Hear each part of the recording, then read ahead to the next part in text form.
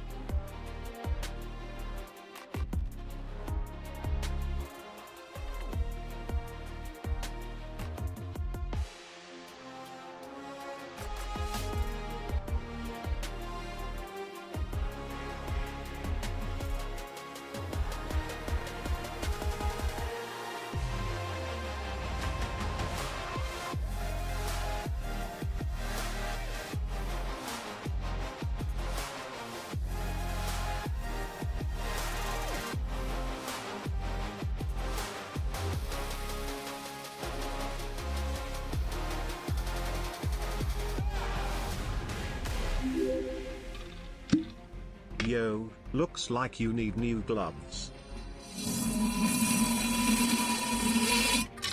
True. Yo, what's up?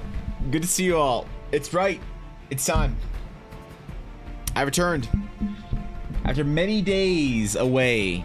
I mean, it's like a weekend and a bit. Listen, man, it's the holidays. I got shit to do. You got shit to do.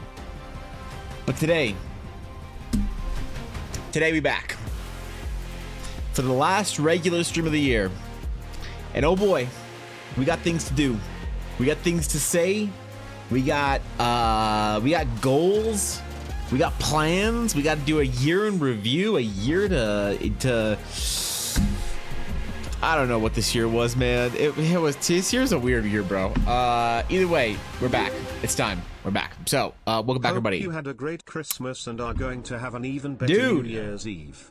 Stat blocks for the things I got from the sketch streams are on the way. What the fuck? Okay, all right, chill, guys. Chill. I haven't even said hi to everybody. Good morning, everyone. Good to see you all. Sedix, thank you very much for the Prime. Thank you for considering me your Prime option this year. I appreciate that for the 8 months. Thank you. Thank you, Elysium, for the 27 months. Hopefully you enjoyed that Twitch discount for subs right now. So thank you for that, Elysium. And thank you, Sam, for the 23 months. I appreciate that. Thank you, guys. Goddamn. Good to see you all. Welcome back. Welcome back to stream. Welcome back to the VOD. It is indeed... It's Thursday, right? I'm like 85% sure it's Thursday. I think. Yeah. Okay. All right. Good. All right. That's right. I got lost track of the days of the week. I was like, yesterday, I was like, hey, I'm going to stream tomorrow. It's gonna be great. I'm gonna do my last stream of the year. It's gonna be the request stream. It's gonna be fun. And then I realized that it was a regular stream. So, days of the week. It's hard, man. We're out here, though. Good morning, guys. Good to see you all. Last one of the year, just dropping in to wish you all a good time. Stay safe and don't eat the mystery stew. No, never eat the mystery stew. The mystery stew has not been a mystery for at least a good year now at this point, I think. Anyone seen Wolf's Pet Rat? No?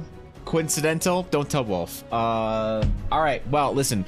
I had a good Christmas break. I hope you guys did too, for those of you who did Christmas things over the weekend. But mine was good. Ella and I chilled out. We chilled out. Unfortunately, though, we had to maintain a bit of a distance because we were sick. Ella was very sick. I was mildly sick. And that was lame, all right? That was not cool being sick on Christmas. But it was fine. We still had a good day. We had a good weekend, a good Christmas Eve. And then, you know what? Ella and I didn't do anything. We just fucked off. We just said, screw it. We didn't do shit. We just did our own thing. We made a chicken. We made a chicken on Christmas because we were going to make a turkey, the two of us. Why would you make a turkey, Evan? That's a lot of turkey for just two people. I don't care. It's tradition for her and I. All right? But we were going to make a turkey. But turkey was supposed to be good until the new year. On Christmas Eve, I opened up the bag, getting ready to dry the turkey out as you do the day before. Put it in the fridge. That thing was rancid. That thing was more rotten than fucking Amaranth's live chat. Right? That was not okay. So we had to go to the grocery store. I went to the grocery store because I was sick. I went to the grocery store and I bought a giant, expensive organic chicken, which is basically a turkey at that point in time. So we did that. It was good. Ella got me a Gundam for Christmas. I got a Gundam. I don't know what y'all got for your Christmas prezzies, but I got a Gundam, bro. A whole master grade extreme plastic robot kit. So now I can be a 33-year-old adult and build a plastic robot. Like the rest of them. And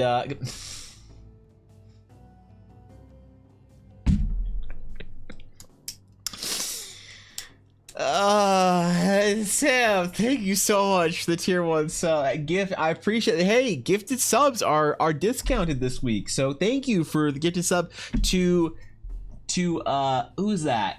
Oh, Amaranth. Great. That's fucking, god damn it. Okay, dude. Listen, how many months do you think Amaranth has been subbed to my stream at this point in time? How many just sheer months has she just been subbed? Her and like Shy Lily and like I don't know who else, Nemu or Iron Mouse. There's listen, man. There's a lot of streamers that have been subbed to my stream over the last couple of years. So I'm honored, dude. There's a new item on the menu and just gonna say it. Meat is stretching it. Yeah, listen, we're not gonna call it stew. We're not gonna call it anything. It's just meat. That's what the menu entry will say. What's up, Soja? Happy early New Year. That's right. It is almost the new year. The New Year is upon us. It's on what? Saturday? No, Sunday. Sunday, I think. Sunday, Monday. I don't remember. I'm not doing anything for New Year's. Are you guys? Do you guys do anything for New Year's? Because I don't. Like I used to always do a New Year's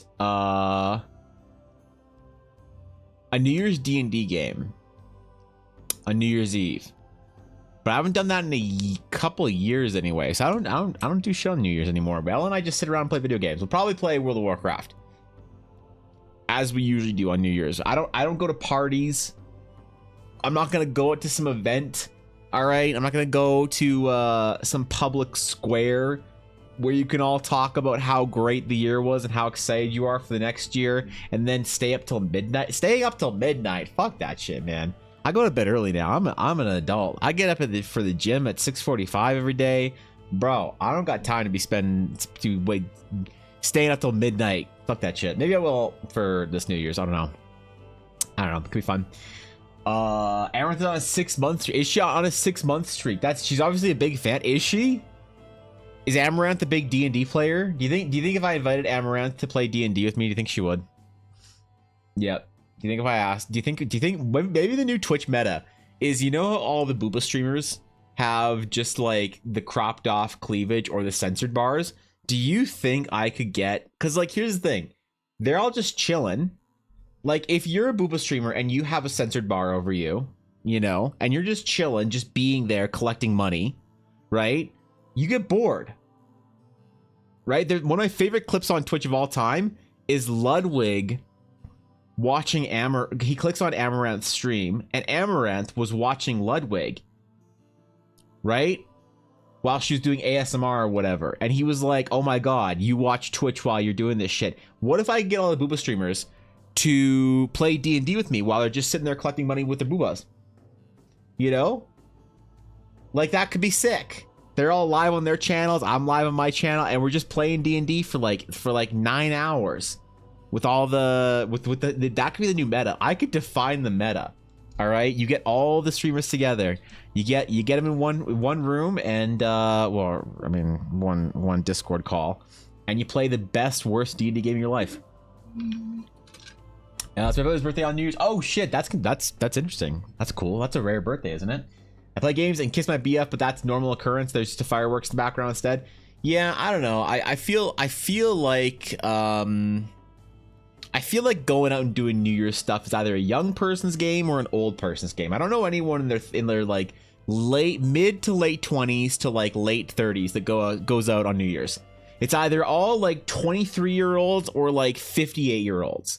You know? It's like either they still have that old New Year's tradition where they're like, oh, you go out on New Year's and you go for a party with your friends and you drink champagne and you be old. And you're like, all right, great. Have fun. Glad you're doing that, old people. You know, that's fucking awesome. Or the young people are all going, they're like, you're going to get so drunk on New Year's Eve that you set the precedent of your New Year's hangover. I'm like, great. Have fun. But what do you do when you're 30? You just sit at home. You play World of Warcraft Classic Season of Discovery or some shit. What's up, Dave? Gotta get early for the Gundam grind. I get it. Respect, old man. Yeah, listen.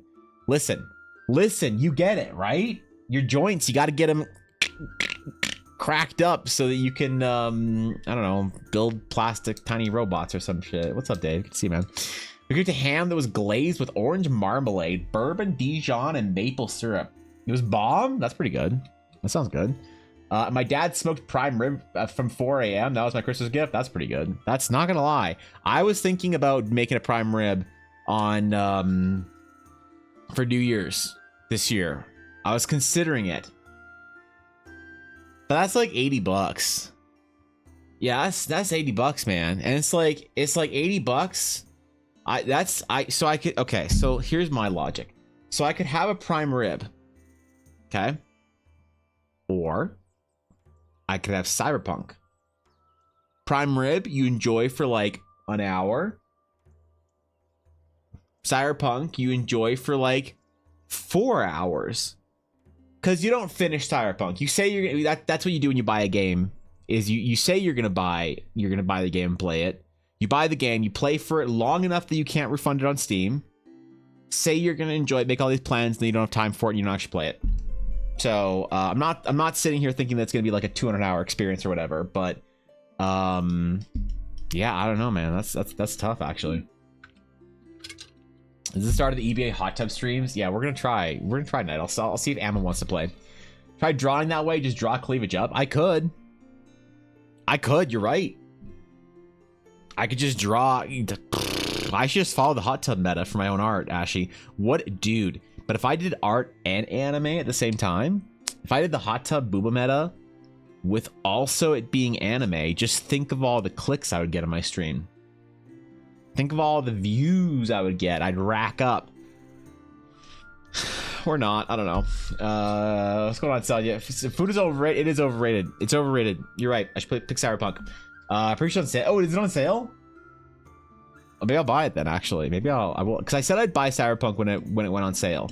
But I want to buy both of them. I want to buy the game plus the expansion because I haven't played either. And I'm itching. I got the dark urge. You know, isn't that the Baldur's Gate thing? I got the dark urge to play Cyberpunk and not play Baldur's Gate, even though my plan was this weekend to play a lot of Baldur's Gate. All I did was I in fact just played World of Warcraft Classic when I had some time off, but I worked a lot, which was fun. So yeah, Christmas was good. Hope you guys had a good Christmas, whatever you were doing on the weekend. Ellen and I relaxed. We played some games. I definitely did enjoy playing World of Warcraft with her. I don't know why. Yesterday I played with Thorkin.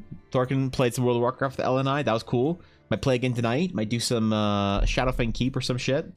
I don't know. I always feel like the time between Christmas and the New Year for me, I always like end up playing some video games. You know, even if I feel like I'm too busy, I always end up finding time for it. It's very weird. It's like a World of Warcraft, Minecraft kind of thing for me. Maybe I do historically play Pokemon around this time of year, but unfortunately, the only Pokemon game I have access to right now is Pokemon Scarlet. And if you know anything about Pokemon Scarlet or Violet, you know they suck.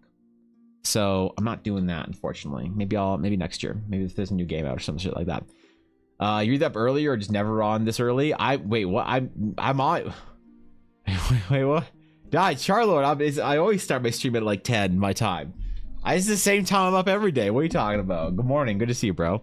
Currently on 200 plus hours of Cyberpunk, so fuck the prime rib. All right, you're right. You're right. Prime rib, what has it ever done for me? Except been delicious and made me fatter. I would also probably screw it up, to be fair. I'd probably screw up the prime rib if I tried to make it. So I'm pretty good in the kitchen.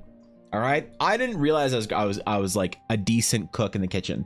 All right. I had no idea I was until I looked around and realized all my friends were shit. And I was like, yo, you guys are really trash at cooking. And they're like, well, yeah, this is normal. And I was like, this isn't normal. You're trash at cooking. They're like, no, Evan, this is a normal person's ability to cook. And I was like, really? But like, think of our parents. And they're like, we don't know how to cook in this generation. Millennials never learned. You're the chosen one, Evan. You cook like a boomer. And I was like, oh shit, okay. All right.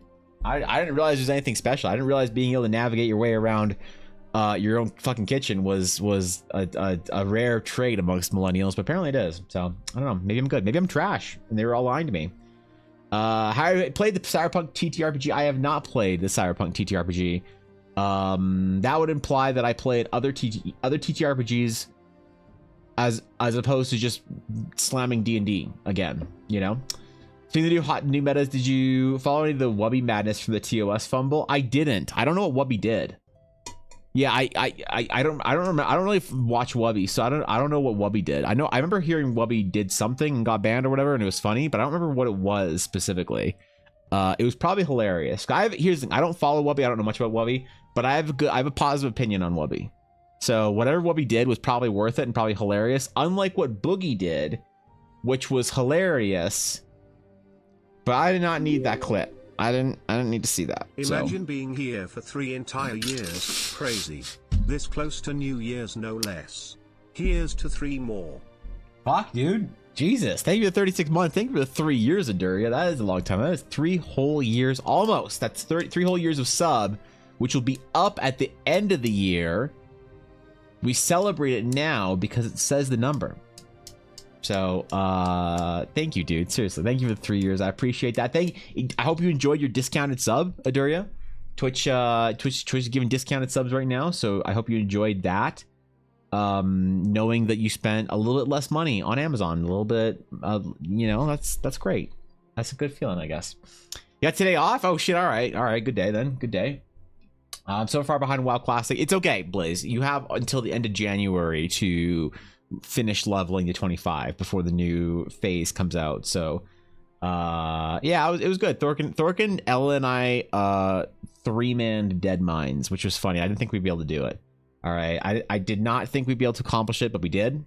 3 of us cleared Dead Mines on our own. Fuck DPS. Who needs 2 extra people when you can just do it the 3 of you? So we did that. It was fun. It was a good time. We'll probably try and do Shadowfang Keep. I don't know if we can 3-man Shadowfang Keep. It would be cool though for the loots, but I don't know if we can 3-man it. It might be a little bit difficult. So it's a little bit higher level. I don't know. I only have until the end of January. You only have until the end of January before the new phase comes out. That's right. That's a long ass time though. You can spend, think about all the time you can spend leveling in World of Warcraft instead of playing League of Legends. You know, you can be mediocre at a 20-year-old game instead of mediocre at a 15-year-old game. No, it's good. I'm enjoying it. But I do want another game though to play sometime. And I think it's gonna be Baldur's Gate. I just have one problem. So you guys know I was having GPU issues, right? My GPU when I play World of Warcraft retail or when I play Baldur's Gate or anything, it incinerates my computer. So, I see Jade Regent in the background, greater than. What? Do you? Let's see. Holy shit! Thank you for the 300 bits. Jesus, thank you. Seriously, thank you. Goddamn, that's very generous of you. I appreciate it. Okay, hold on. All right. You do see Jade Regent in the background. Yes, I was going back and reading some of the old adventures that I liked. For inspiration. Wait, what? This is a great monkey. I'll give this monkey a 9.0. Would have gotten a higher rating if it wasn't for the dumb ears. Yeah. Those ears are like an 8, but the rest of the monkey, solid 9. So, good job, Eldara. Thank you 100%. I appreciate it. But yes, I was reading through Jade Regent, and I think I want to read through Rise of the Rune Lords again. My whole idea or concept for my adventure writing was I wasn't going to read anything because who the fuck wants to play an adventure that's already been written, right? So I said I'll do it like on my own. It'll be my original thing. I won't have any inspiration. I want for like formatting. I mean, obviously for formatting, and whatever works, and if it doesn't work, it doesn't work.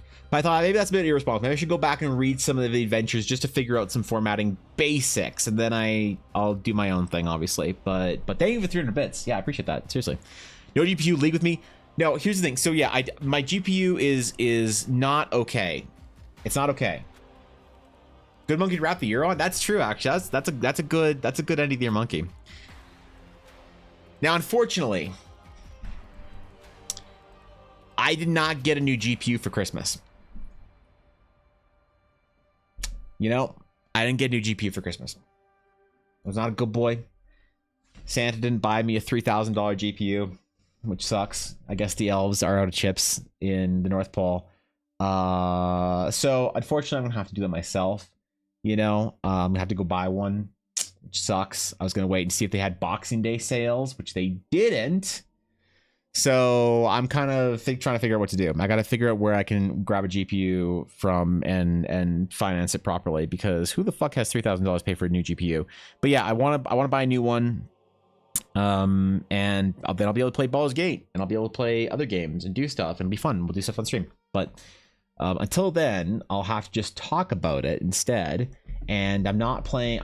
I'm just not going to play League because how do you run League without a good GPU? What am I just gonna do? Just sit in the Gungle? I ain't no Gungle main. You can't make me. Made fun playing my Dino game too. Are you actually playing Ark? Why you play Ark? Stop. Run that game for 10. Oh, that's right. You ran a really long Jade Region game. Fuck, I forgot about that. Listen, yeah. I wish you require one. Please advise. Wait, shit. Require what? What are we acquiring? It's my Gungle. Get out. No, I'll play against you. Yeah, I'll play against you. I'll counter Gungle you. I am the jungle main. That's right. I'm the jungler. I play support jungle. Can you beat support jungle? Nope. You can try, but no. I reinstalled League. Okay, I reinstalled League. That's the first step in my slow process of coming back to playing with you guys. Is I reinstalled it, and then Thor can convince me to spend some of my RP on stuff that I didn't actually want. What did he say to do to convince me to spend my RP on stuff that I didn't actually want? Not much, but it was his fault anyway. So a lot of people run League on toasters. That's true. My variety is a microwave, but you know, you actually like Ark, Rag? I've only met one person in my life that likes Ark. All right, I've only met one person in my life that actually enjoys Ark. So this is crazy. Hearing two other people that actually like Ark. That's ridiculous. I'm so impressed and kind of worried about you guys. I'm worried that you guys don't have real games, but it's fine. It's fine. Ark is great. Ark is fantastic. If you like that kind of a fucking train wreck. God knows we all need some in our life. How would you guess it was Ark? Because why would I not play Ark? It has dinos. It has dragons. Because isn't Ark just the most buggy dog shit mess there's ever been? Here's the thing. Ark, I can't get past the bugs. All right, but it is cool. My biggest problem with Ark is that the game looks like shit. The game's textures, the game's renderings, the game's graphics and art style looks like absolute shit. And I can't get past that. A lot of people do. And a lot of people, I feel like people are well in tune gamers, are very capable at navigating through bad graphics. You know why? Because gameplay matters more. And I agree with them. Unless you've made art your entire career and it's your entire personality as a creative. In which case, the art's kind of hard to get by. But also, I will excuse bad games that have good art. I don't think there's anything wrong with that. Means I'm not playing Ark. So, unfortunately. I saw that Ark 2 was previewed or whatever at this year. I think I saw a trailer for it or whatever. So hopefully Ark 2 is good. Maybe it'll get me into it. Maybe I'll actually be able to play Ark because I like survival games. I do like that shit. I enjoyed Portal Knights. I enjoy Minecraft.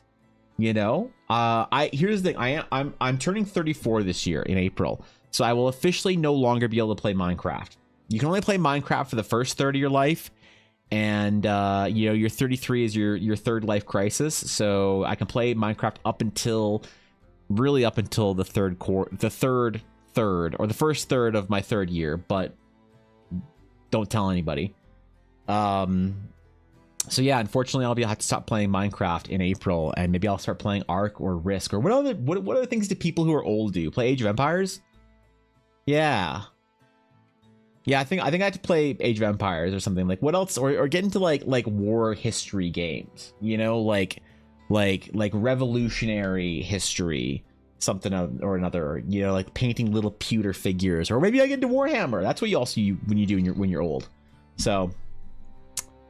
Gotcha Force, my favorite game of the world's best gameplay, world's worst voice acting. What even is that game? I've never heard of that. There's a new version of Ark called Ark Ascent. It's just Ark on a new engine. Oh, great. All right. Wait, is that the thing that came out, like the trailer that came out this year? You cut out the time you went to you were alive, but Minecraft didn't exist. Oh, wait, am I still allowed to play Minecraft? Past 33, really? Maybe I will then. Maybe I'll build a base and then get some chickens or whatever you do in Minecraft, you know? Graphics basically the exact same, but it's supposedly less buggy. Is it though? Conan Exiles is my survival RPG of choice, but have you seen the previews for Nightingale? I've not seen the previews for Nightingale. Conan Exiles I would play, but I can't have that much sausage just slapping around the screen all the time, you know? Because if you play Conan Sans Sausage, I don't know what you're doing. I don't know what you're doing. You're fucking up. You're messing up the game. So for me, I can't play it. We play Civ. Oh god, you're right, Atari. Oh my god, you're right. That's the game. That's the game you play when you're old. That's old. Fuck. Pull the You're right. Battletech figures out. Get the LBs. It's time to gain 80 pounds and an old man rat tail hairstyle. I mean, I think I have some Battletech minis around here. Yeah, I do. Here's a 3D here's a 3D printed Mad Cat. Is that here? How's that? It's really good. It's printed on Ella's resin printer. You can't see a lot of details on it, but it's a 3D printed Mad Cat. So I have some Battletech figures. You're right. Ah, fuck, it's already happening. Oh, okay. All right. I'm relegated to Battletech and Civ. Thank you for 100 bits, though, Dury. It makes me feel better. I'm gonna use that to buy resin to print Battletech minis with. Look at Arc Ascended gameplay, and you'll take back the graphics problem. So, all right, Arc Ascended.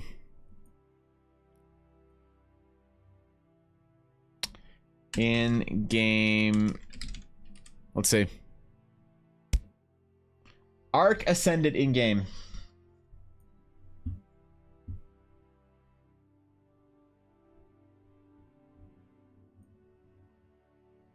This looks like Arc. This is the same shitty render textures that Arc had. I don't know. It's not my jam. It's not. I want a little bit of stylization to my art. I want some art in the graphics, not just rendered Unreal Engine graphics. That's I don't know. Reminds me of Skyrim. Gives me Skyrim vibes. And the reason I didn't like Skyrim is for the same reason I don't like modded rendered texture games, because it's just a little bit boring. Ella does it. Ella has, dude, Fishy. Ella has many 3D printers. She has she's gone through 3 resin printers, each time upgrading to a more expensive resin printer, because that's how she makes her masters. So Ella, when she makes, that's the thing that separates a lot of dice makers from being like pros, is they don't have access to good masters. So Ella 3D models and 3D prints and polishes and finishes, and Ella spends probably 20 hours per master. That's not an exaggeration. 20 hours per master. And if a dice, like, so for her full set of dice, she probably spends 100 hours over 2 weeks on whenever she makes a new set of masters. They are perfect. Perfect. So when she casts them to make her molds, they are as close to perfect as possible. So she has a resin printer for that. And then she's had like 4 or 5 3D filament printers, because she does fun stuff like dice towers and whatever, and dragons and dice guardians and shit like that. So currently I think we only have 3 3D printers, 1 resin and 2 filament. We might have 3 filament. I'm not actually sure. I don't pay attention to this shit. Ella keeps some of her printers at her mom's house. We just don't have room over here. So we have 1 resin printer. No, 1 3D printer over here. I forget. I don't know. From Arc, the gameplay Arc looks really fun. Here's the thing: the gameplay in Arc looks way better than Minecraft. I don't think there's enough Minecraft mods in the universe to make him as good as a full-fledged survival game. But maybe I'm wrong. I don't know. There's always Warhammer. I just got a plastic printer. I'm gonna print so many Terran. Yeah, I could start playing Warhammer. I've thought about it. I've been on a Warhammer lore binge recently. But every time I think about printing painting Warhammer, I think, what am I going to do with it? Like, what? So you get this army of Warhammer. What are you going to do? What are you going to do with it? You're not going to play Warhammer against people. Like, am I going to do I seem like the kind of person to go play Warhammer? To go outside? I don't even have time to respond to Fishy's DMs when she sends me hentai memes. Do you think I have time to go play Warhammer? Fuck that shit. Maybe when I'm old, though, I will have to. Yeah, in between Civ games or whatever. See enough gameplay of Arc Ascended that's just bad, if not worse than Arc Survival. Oh, that's rough. Here's the thing. It's like Fallout. The bugs are charming, right? Evan admitting he broke his watch streak. Wait, really? I did. I played on Monday. It was clearly designed as a shovelware kids game to sell toys, and its gameplay is unironically insane. Power Stone or Dissidia meets Smash Bros. That's a lot. That's a wild reference there. All right, that's pretty good. Okay, I dig me some Power Stone. I haven't played Power Stone since I had my Dreamcast out last time, which was probably 12 years ago. I don't know. True hasn't responded. Wait, did you actually have me? Oh, I do have DMs from you. Oh, I'm sorry, Fishy. I'm sorry, my bad. Listen, I'm back to life now. I'm back. I've returned to the realm of the living now. So, I just glanced over at Discord. You're right. Okay, my bad. Resin printers are anywhere from like 200 to 1,000 depending on size and quality. Yeah, Ella's printer is pretty expensive. You know, because she bought like her first printer was a couple $100, but it couldn't do what she wanted, and then she upgraded it twice to bigger and better printers as her dice business did better. So I think she's on a pretty expensive resin printer right now. I wouldn't recommend it. They're toxic and they'll kill you. So, you know, that's the thing. You need to ventilate well when printing resin or you die. So I don't know. Yeah, the Battletech Mini's worth it.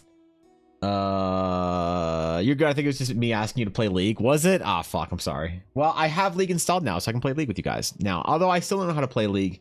I haven't played League in probably 3 or 4 years.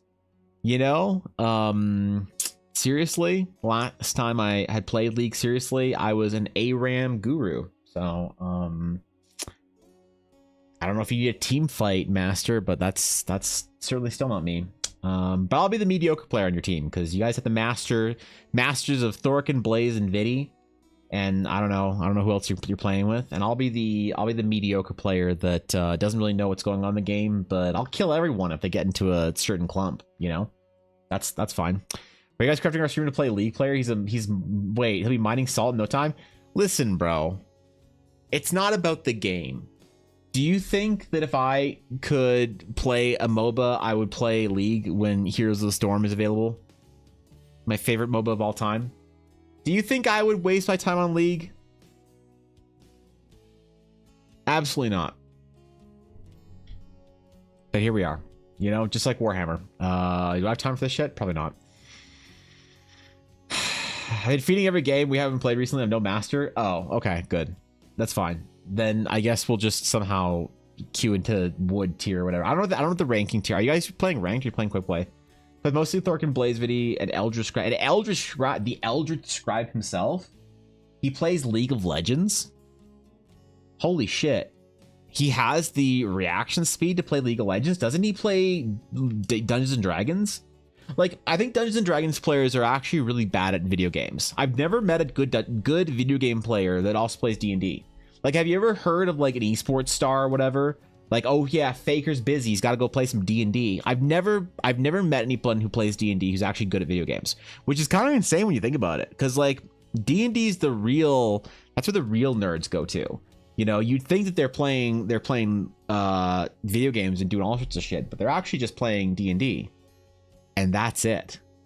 Maybe Warhammer. Maybe they paint Warhammer as well. And play Civ. Ah, shit, wait, are all D&D players just 38 years old? Fuck. Whoops. I guess I was wrong about that. Anyway, we are at the end of our year here, aren't we? We got video game plans. We got other things to do. We got an Eldara in review. A year of Eldara. Wait, has it been a whole year since we started? Yeah, okay, never mind. Yeah, about a year in review. And we got plans for next year. I gotta figure out some stuff though. We gotta talk about the adventure release date. We gotta talk about some plans to return to tokens, and I'm gonna be making assets and stuff for D&D games again. I gotta do a poll though. I gotta do like a Discord wide poll to see if people want me to make maps or continue with tokens, because I think I've finally come around to the idea of just making maps instead of tokens, if that's what's like necessary or is more requested, because it does suck spending 10 hours on a token and then nobody uses it except for me. It's like, why did I do this for my own game? I could have just written dragon on a sticky note and put it on the middle of my screen, and then I'd be the only one that sees it. That's fine, because the party can get TPK'd regardless. But I'm thinking about doing maps in the new year for D&D games. I'm thinking about doing terrain and various obstacles and objects to make your maps a little bit more modular. I want to do a dungeon tile set this year. Or next year. I really want to do a dungeon tile set for you to be able to build your own dungeons, because I've used this dungeon tile set for a long time on Roll20. I don't have it on Foundry, fortunately. That's a problem. I bought assets on Roll20 that did not get translated over to Foundry. Now I think Foundry is a much better program for what I want. You know, Foundry is very deep. It's very involved. The problem is that all of my shit is left on Roll20, because people would like. Players would buy me stuff for like, you know, tokens or whatever on Foundry or dungeon tiles, and I would use them, but now I don't have access to them. So I don't know what to do. I guess we got to make our own now, which is scary, but I can do it. I think we can do it. It's just going to be a matter of time and patience. So that's going to be a project for next year. I did say this past year, one thing I wanted to do was make more general tokens people could use, even tokens that are of the other format, the like portrait tokens, which I think are more and more popular now. Like before they were like maybe 60-40 portrait tokens versus like top-down mini tokens. And I think it's changed. I think it's like a good 80-20. I don't see anybody out there using like my style of tokens anymore. It's all portrait tokens, which I don't know how I feel about. You know, I don't like them as much, and I never have. And I feel like they kind of take away from the game and the immersion. I like being immersed in my D&D games, guys. So maybe we'll have to switch over though and do what is going to be more useful to the most amount of people, and switch over to portrait tokens. God.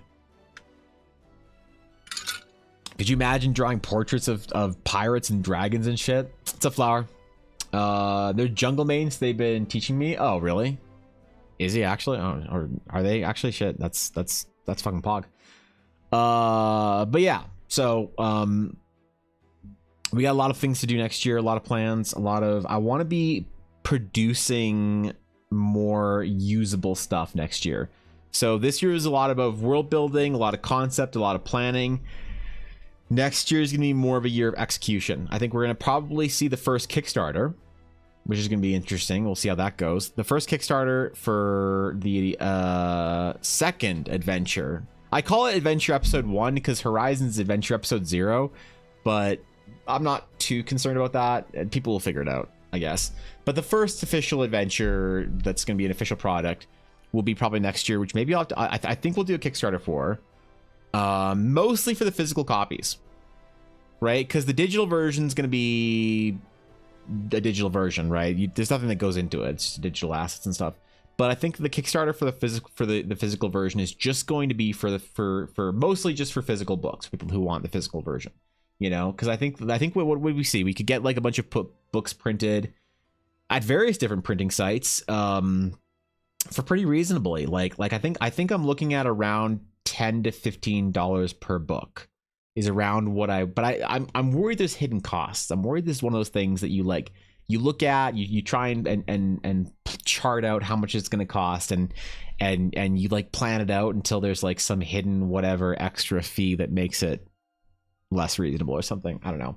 So I think that we might have to do a Kickstarter just for that, just to basically do pre-orders more or less to see who wants stuff for it, who wants a physical version, who wants crazy shit, and then we can do other cool stuff with that and order it all and get physical copies of the adventure and do prints and cards and whatever else, man. It's gonna be fun. Yo, thoughts and tales, what's going on, bro? Good to see you, dude.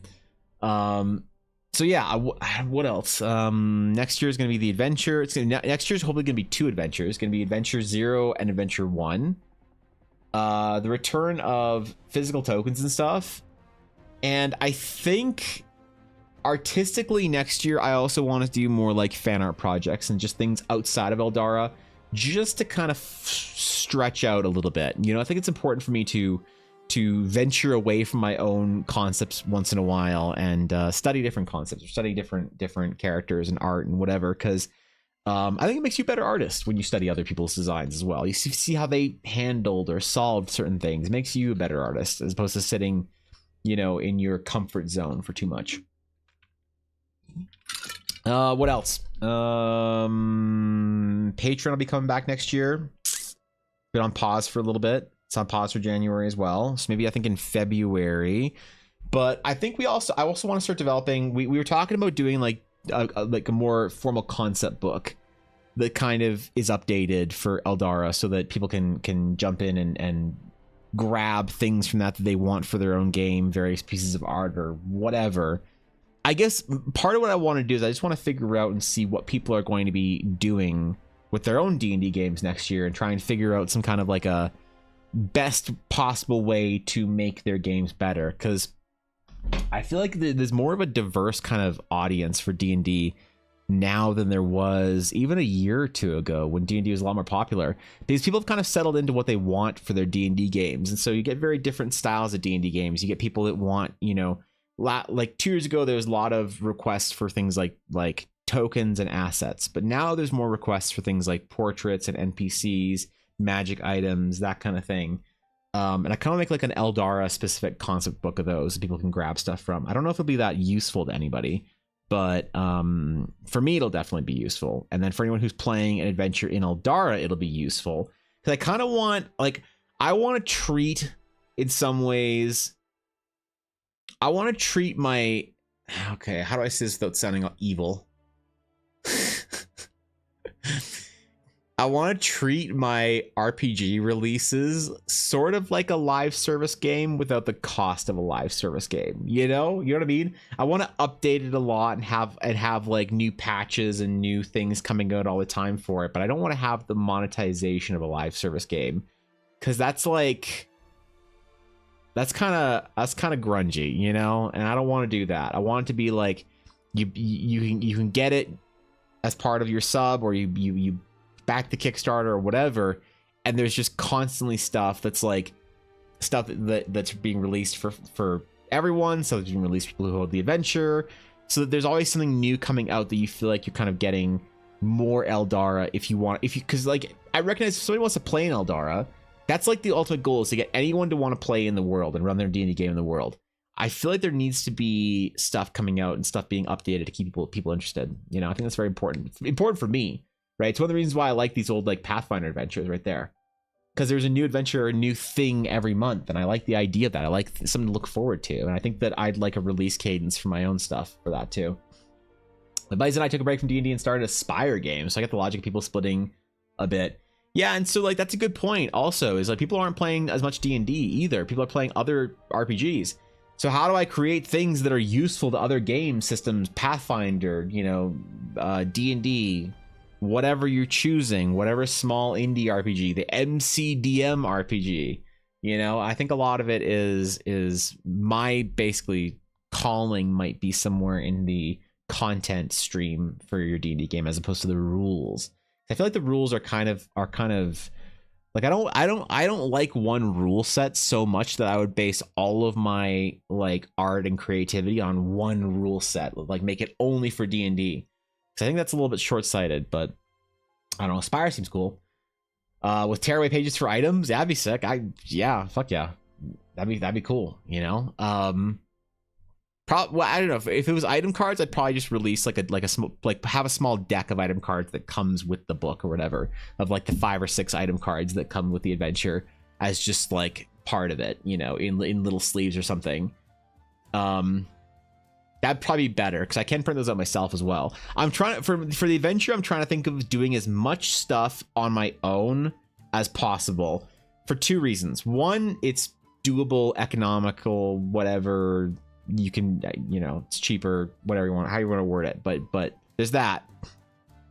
And 2, there's something kind of nice about it being like more handmade, right? There's kind of something nice about it being like the reason I like to do my own prints, for instance, I don't use a print service, is because I want to print them myself and I want to sign them myself. I don't just want my prints on some store, you know, wherever, that you can just like buy if you want, and it just I don't even know if somebody buys a print, you know. I like the idea of making it myself and finishing the art myself. So that's part of it. And I kind of want, for my first adventure, I want it to be as much done by me as possible. Like as personalized, as handmade as possible. Obviously, if I become wildly successful and at some point in time in my life and I do adventures that like have tens of thousands of orders, I can't do that. But I would probably try and always do, I'd always want, this might be dumb, I'd always want there to be, if I could, for as long as possible, something in an adventure that's handmade by me, that I've like placed my hands on and done, like cut out properly, or you know, signed by hand or whatever. Like I know it sounds dumb, but I'd want to, like, for as long as it's possible in my adventuring days, I'd want to sign every single book by hand. Right? It's like, what happens if you have a Kickstarter where you sell 1,000 books, Evan? And that's fine. It's, you know, you just sign books for a day. That's fine. I think that's reasonable as a creative, right? I know people don't give a shit about this. Like, the consumer end of this wouldn't care enough about this as much as me on the creator end. But I'd want there to be at least some part of like a individuality for each one. Make things for yourself equals a mega cool. Sell those things for profit when you've already needed them. 5-head. That's kind of what I was doing with a lot of the tokens, and that'd be kind of fun. So, Jesus, holy shit! Wait, what did it do? What, Xander? Good to see you, Xander. Thank you for 34 months. Holy shit! What's up, bro? Goddamn, how you doing, Xander? I didn't see you pop in here. Sorry, I was just rambling. I wasn't reading chat. Hold on, let me catch you in chat. What do we get when we flat throw money at you? I don't know, man. I don't know. Hopefully the Kickstarter is going to be like worth it. I don't know. Get some a physical book. I don't know. It's sure, you get a book. There you go. Actively putting money aside for the Eldara Kickstarter. I appreciate this. That's Soja. I appreciate that. It shouldn't be. I want to try and keep the physical book like pretty inexpensive, right? The Kickstarter is not going to be like the first one wouldn't be that big of an event. It'd probably just be like, who wants a physical copy? Now we can get the physical copies. I don't know if there's gonna be any really like bigger tiers or whatever that I really want to put in. I mean, there will probably be other tiers for like art if people want the physical art as well. Some people are really into physical prints and some people don't give a shit about that, and you know, that's gonna be available. I don't know if I want to have anything like crazy that I want to promise for the Kickstarter besides like the adventure and some art and some like a limited Blackwood dice set or whatever. More as like a celebration thing. I can't imagine like one day I want to have a collector's edition for the adventure. I want to release adventure books that are collector's editions, and I want them to have a piece of crap with them. Some sort of dog shit thing that you don't actually need or want, but it comes with it, like a figure of a crumb or something. You know? Just that's the best part about collector's editions, is the crap they come with. Did you sub notification for all 3 years? Sometimes it takes a minute, Xander, but thank you for the almost 3 full years of subs. It's crazy, man. There's been some long subs recently, bro. There's been some long subs recently, and I'm surprised that some of y'all are still sticking with me. So hopefully, Xander, I do some cool shit next year that makes you think, man, I'm glad I stuck around. So I just want to make you proud. I want to make the long subs proud. So I want to make any of the subs proud. That's my entire goal on Twitch. So thank you, man. It really means a lot. Fuck. What's going on, Nick? Think about using Vogue Race for printing stuff, but since they other realms would squander our most precious resource. That won't do. Also getting that next bit badge. What the fuck? You can't. Wait, the hell, Xander? That's 10,000. That's too many bits. Jesus Christ, dude. What the fuck, Xander? You didn't have to do that. Seriously, man. Gee. Okay. No. Did you actually type 2 extra zeros? Fuck. God. Holy shit. Wait, you just earned the Ruby Crumb? Wait, okay. What the fuck? Jesus, dude, you don't have to do that, man. You just subbed. That's good. That's great. You just subbed. That's a lot. More than enough support. More than enough to you just chill, and that's good. I'm. Fuck, man. Are you? Thank you for the 10,000 bits, Xander. Jesus Christ. That's a lot of bits. Thank you. I appreciate that. That's extremely generous of you. I'm so honored. Fuck. That. Okay. Okay. It's like I had a hard time breathing there for a second. Xander, thank you for the 10,000 bits. That's ridiculous, man. That's more bits than a streamer my size should receive in an entire fucking like 3-month period. Okay, okay. Thank you. I don't say, man. It's like, what am I supposed to say to that? It's just I never know what to say or do, because it's like, how can I possibly quantify being like, it's just I don't do shit, man. I just hang up and or hang around and say what's up. We just chill. That's I don't feel like I deserve it, but thank you. Seriously, man. Thank you. Yeah. Emerald Crumb hasn't shown up yet. Wait, is it lagging out? If you had resubbed and it took a minute to actually post the notification, maybe Twitch is lagging out on you, but the badge is there. The badge is there. I see it on my screen. Holy okay, hold on. Let me add you. Wait. I gotta do this on Discord. Wait, I gotta add you on Discord. Shit. Where is Xander? Xander. Okay. Hold up. Where's the green badge? The Forest Emerald Crumb. There it is. Thank you, Xander, for that is an insane contribution to the stream. I don't even know how to fucking thank you for it, but all I can do is say thank you, and I will attempt and endeavor to be worthy of the support one day. Hopefully Eldara adventures next year are so amazing and cool and whatever that I don't know. Hopefully there's something that it's fuck. Okay, I'm good. Thank you. I appreciate the support. Fuck, man. All right. So now we gotta actually do a good job for the adventure, because I was gonna kind of phone it in, but y'all supporting me way too much this last year that I need to actually do something cool for the Eldara adventure next year and get everyone into the world and into the game. And I don't know. Had L's Ruby and Diamond Dice for a while, so getting everyone's pog. It'll be a couple months before I can fulfill all of the rewards. But I am taking actually a couple weeks off in late January, early February, around there. Probably gonna take 2 solid full weeks off of stream to catch up on the rewards specifically. There's a couple things that I need to do before then to catch up on other stuff and get caught up on all my work.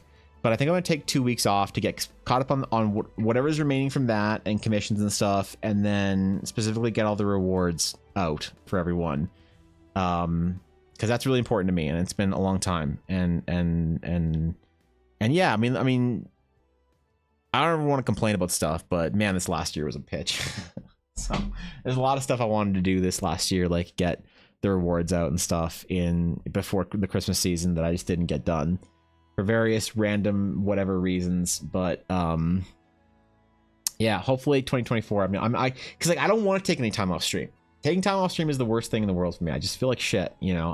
I feel like coming back to stream is like, it's the thing that makes a lot of it, like kind of quantifies a lot of creative stuff that I do. It like makes it worth it, you know. Obviously you should always create for yourself, but I'll admit sometimes in like the darkness of your own I don't know, workspace or whatever, you kind of forget why you do what you do, and it's always really nice to come hang out on stream and like I know there's not a lot of, I'm not like a big streamer, I'm not like a big artist, but like having anybody care about the things that I'm doing means like the absolute world to me.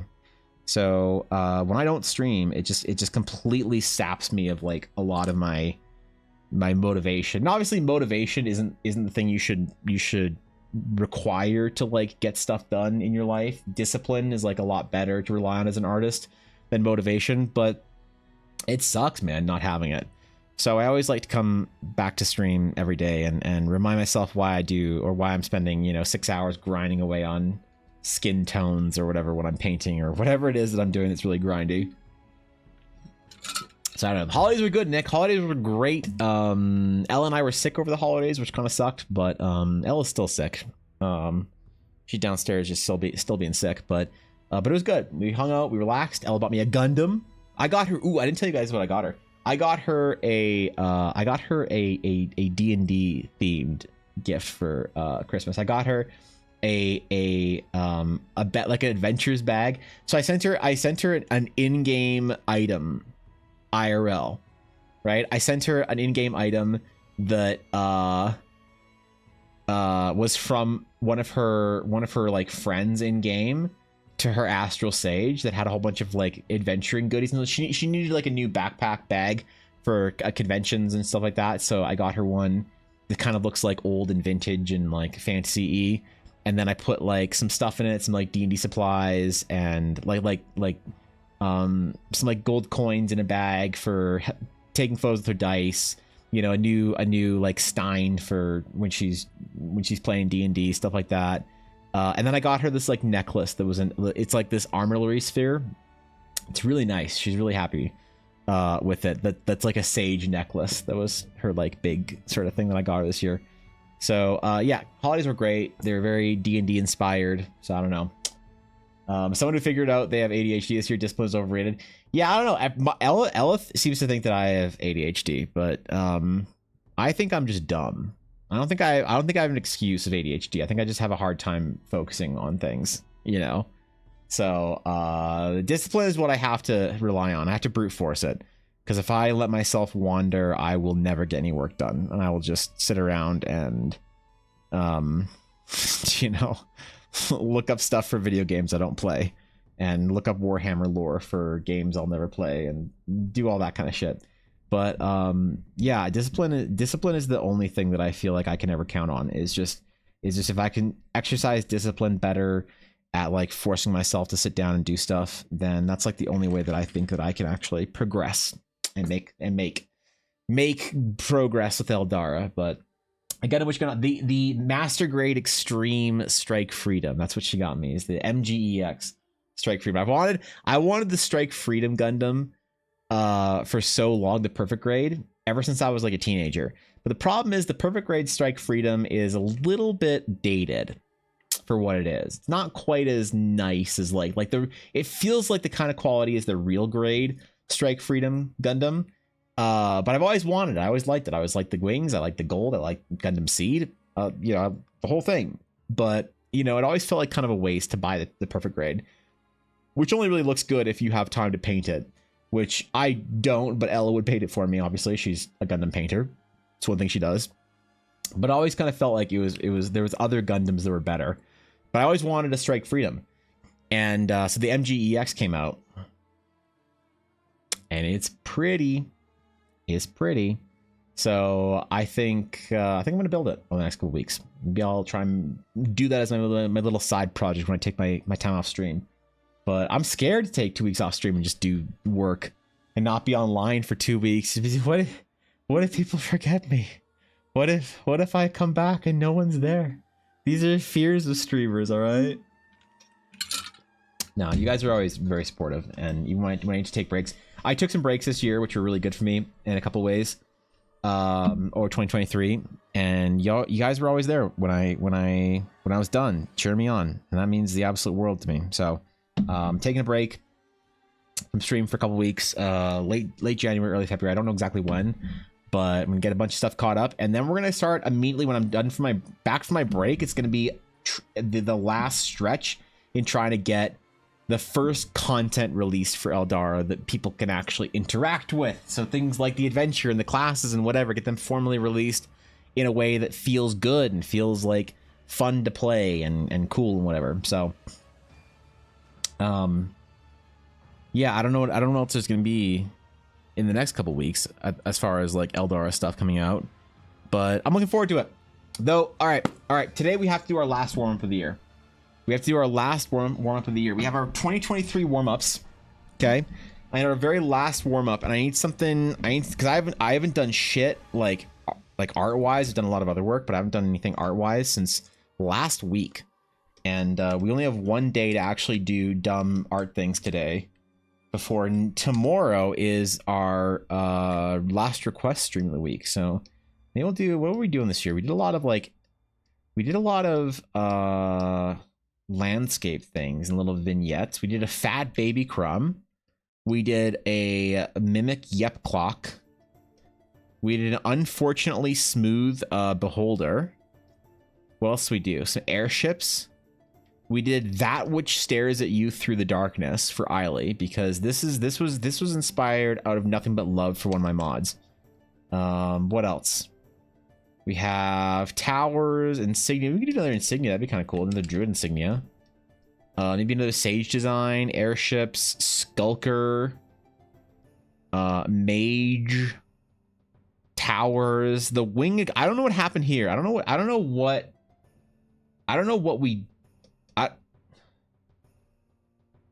happened here. But I feel like I owe somebody an apology for it. So there was that. What else we do? This was cool. Little tower thingy. Little cracked cathedral or chapel type thing. Broken up and kind of. The mind flare was a whole thing. I forgot about that. Boxing gloves for Boxing Day? Oh shit. But it's no longer Boxing Day. Draw an Eldara and Gundam? Oh shit. Mecha. I haven't drawn Mecha in such a long time. How's Run the Stage Night going? I haven't done much over the last week, honestly. I've been very, very busy with the holidays. The holidays are often a busy time for me, which I really hate, but yeah. I'll probably get into it next week and try and get stuff prepped for the release. Let's do... What am I feeling this page would be complemented with? There's a lot of vignettes. We could do another little one. Sigils. You know what? Let's do a crest, actually. I really like this crest we did for the Horizon Explorers Guild. Let's do their crest. Let's do like a proper... Let's start a paladin crest. I really wanted to do that at some point in time. Let's do a paladin one. Oh shit! The emote came through. You are now a proud owner, Xander, of the Emerald Crumb, an emote that few have access to in this world, and even fewer still want access to. So most people who have earned the Emerald Crumb wish they didn't.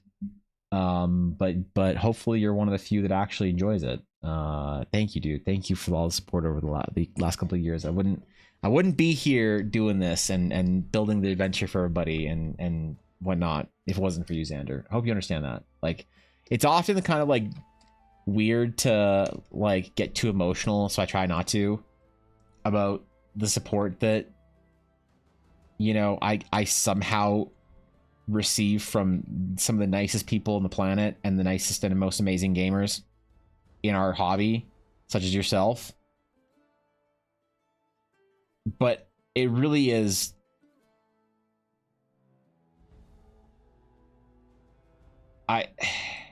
it really is difficult to describe, but I hope you understand how grateful I am and how important the support is to the actual ability for me to do this. And so I really want, when I release the adventures, do something special for everyone who's kind of like hit one of those like crumb milestones or whatever. Do like a special emerald version or something like that, or do a special version for whatever the highest crumb is that anyone has earned or something like that. Just like a dumb, I don't know, piece of art in the cover or whatever that I doodle or some shit. I don't know how to ever pay everyone back for all the support, but I think the only thing I can do is try my best to make their support worth it and do something cool that makes people's D&D games better and it makes people have more fun in their fantasy worlds with their friends. Because that's all I want is to do stuff that makes our adventures better. Because I think adventure is the best thing. There's certainly the greatest gift in my life I've ever received was the gift of adventure. And hopefully I can do that for somebody. I don't know, man. What's up, Steve? An amazing year haven't you made my morning so much better? Oh, stop. Oh, stop. Ashley, I appreciate you. I appreciate you being here. I appreciate you in more ways, my friend, than I could probably articulate in a short stream. But this year's been a good one. It's been a good one for streams. And I hope everyone's had fun over the last year. Because next year's gonna be fucking awesome. There's a lot of stuff that I felt was lacking about 2023 as far as like streams and projects and stuff. It was a very, very difficult year for me this last year. And I'm very much looking forward to 2024 being like, I think, the like culmination of all the hard work over the last couple of years showing. I want the like Eldara, you know, keynote this year for the anniversary to be huge. Now, of course, no one's gonna watch it because who watches that dumb shit? But you know, if someone does watch it, I want it to be huge. I guess. The adventure gonna be level 1 to 10 adventure. It's gonna be in small blocks. So the adventure prologue is gonna be 0 to 3, and then the first like episode of the adventure is going to be 1 or 3 to probably 5 maybe. And then eventually I want to do probably like about a 1 to 15-ish adventure. I don't like taking people into the epic levels. Maybe I'll change my mind later, but eventually after a couple of years of releasing adventures every quarter, what I like to do is I'd like to release a new adventure for Eldara every like 6 to 8 months. But that's a lot, you know? That sounds like it's not a lot. It's 2 adventures a year, but the kind of stuff I want to put into the adventures and the kind of like production I want to put into it and art and whatever else, it would be a lot. I want these to be adventures that blow people's minds. The first adventure, Horizons, is just supposed to be kind of like a cool little taste of it, but Adventure 1 is going to hopefully smash minds. Like, ideally, I want it to be a thing where people go, holy shit, who puts this much into an adventure? What the fuck? I want to treat it like its own game release, you know? Like a massive mod pack for a game that you love, kind of thing. Not a hot take, anyone except you, Evan, but you don't have to pay us back. We support you because we believe in you and the work you do. But like, to me, to me, I owe you guys. When you support me, Blaze, I owe you guys something great at the other end of all that support, where it's like you know that you, like, my stream is simply not enough. Me continuing to stream is simply not enough. I want there to be something where you're like, hey, because I was able to support Evan over the last couple of years, here's the cool, dope ass adventure that came out, and everyone who gets to play in it, everyone gets to have fun, everyone who gets to, you know, introduce their D&D group to this world or whatever, gets to do so because of like me, and I think that's, you know, that's a cool thing when you support a project or whatever. So I want to ensure that there is that there's that at the end of it, you know?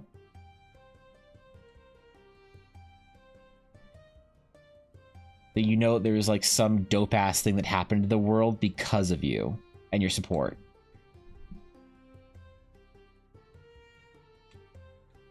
Because for simply having my streams up every, you know, every weekday or whatever that I do, that is not worthy of the kind of support that you guys throw at me. Never has been, never will be. To me, there has to be something else, something more, you know? What's up, Fox? How you doing?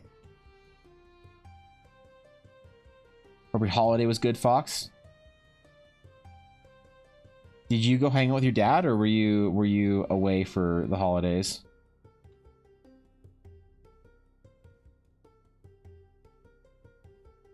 Can't tell if home right now or if traveling or whatever.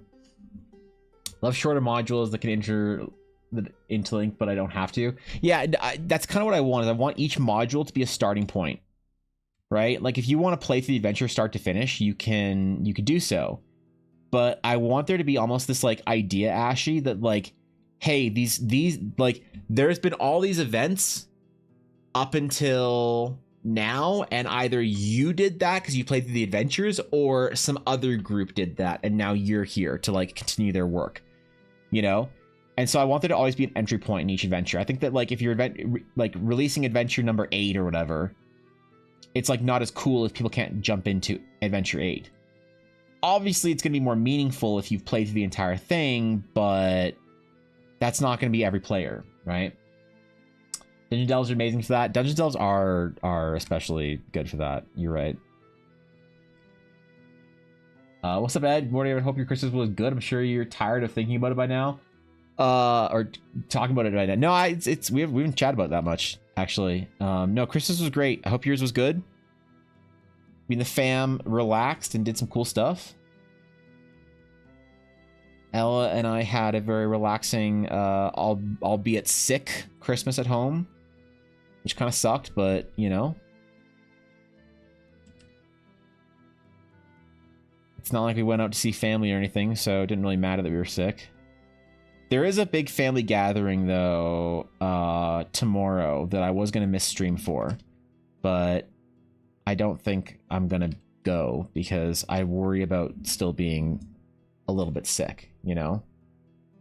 So I don't want to go there and make anyone sick, especially with, you know, my dad's wife's 90-something-year-old mom being there and there being babies and shit and whatever.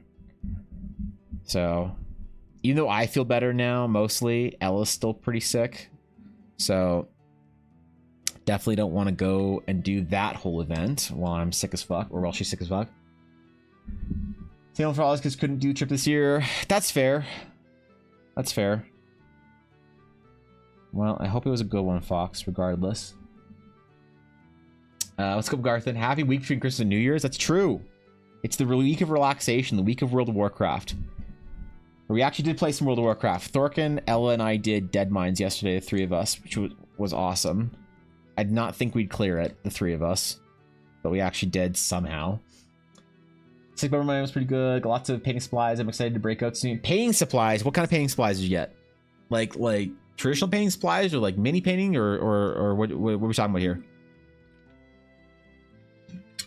Well, the idea of short adventures, something small folks could pick up and not be like $40 book of stuff. I like having the option to pick up something small and not have to go with 300 or 400 pages a book every time. Yeah, and so what I want, my plan for the adventure night ideally is one of a couple things. So here, because I think when you're writing an adventure, I think you have to think about what is the use case for your adventure, and I've thought about that a lot. So you know that the item 1 of 2 is almost done. I'm gonna let you know when the first one is done. Okay, sick. Xenix, I've been thinking about this since last Friday, but yeah, whenever they're in Discord, let me know and we'll do a little review because I'm very excited about this. Thank you for the 10 bits as well. I appreciate it. Yeah. Anyway, so the use case for the adventure.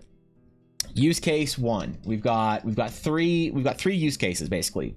1, full adventure.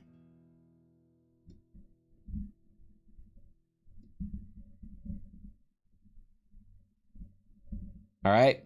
What does this look like? You play it when it comes out. You play the full adventure.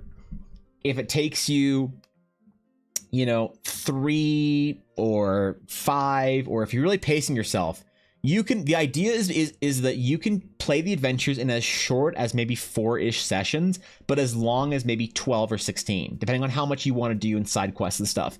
So you do between or let's just say 5 to 15 weeks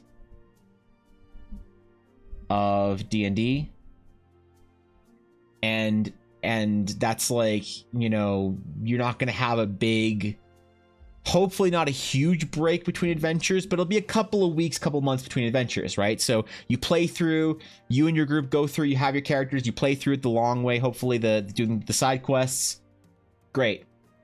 You say, that was fun, that was cool, guys. You close the book on the characters until the next adventure starts. You go play your other D&D game in between. Then when I release the next adventure, you're like, let's fucking go. Let's go back into it. And that's like the first way that I envision people playing the adventure, ideally. The second is full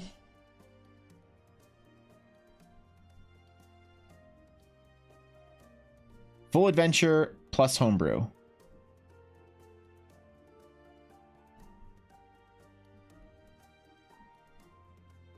Inside or outside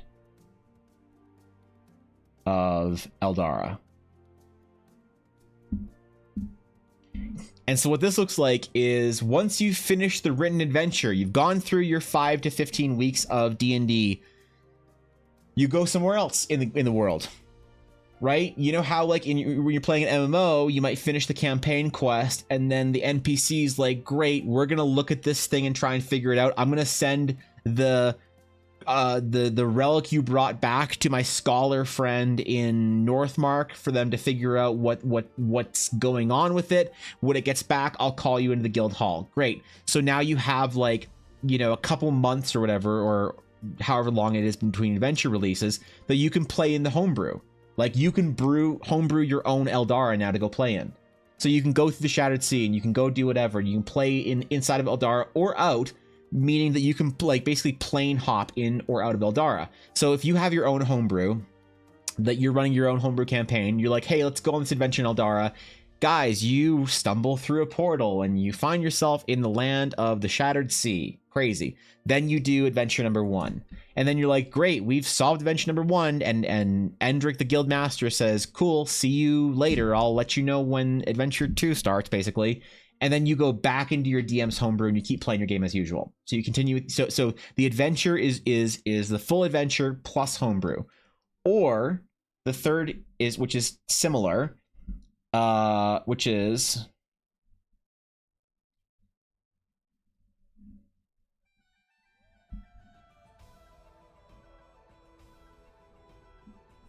partial adventures that last like, you know, 2 to 3, maybe 1 to 3 weeks. And so this is you doing your own homebrew game, and you're like, we're just gonna run this, you know, as a quest.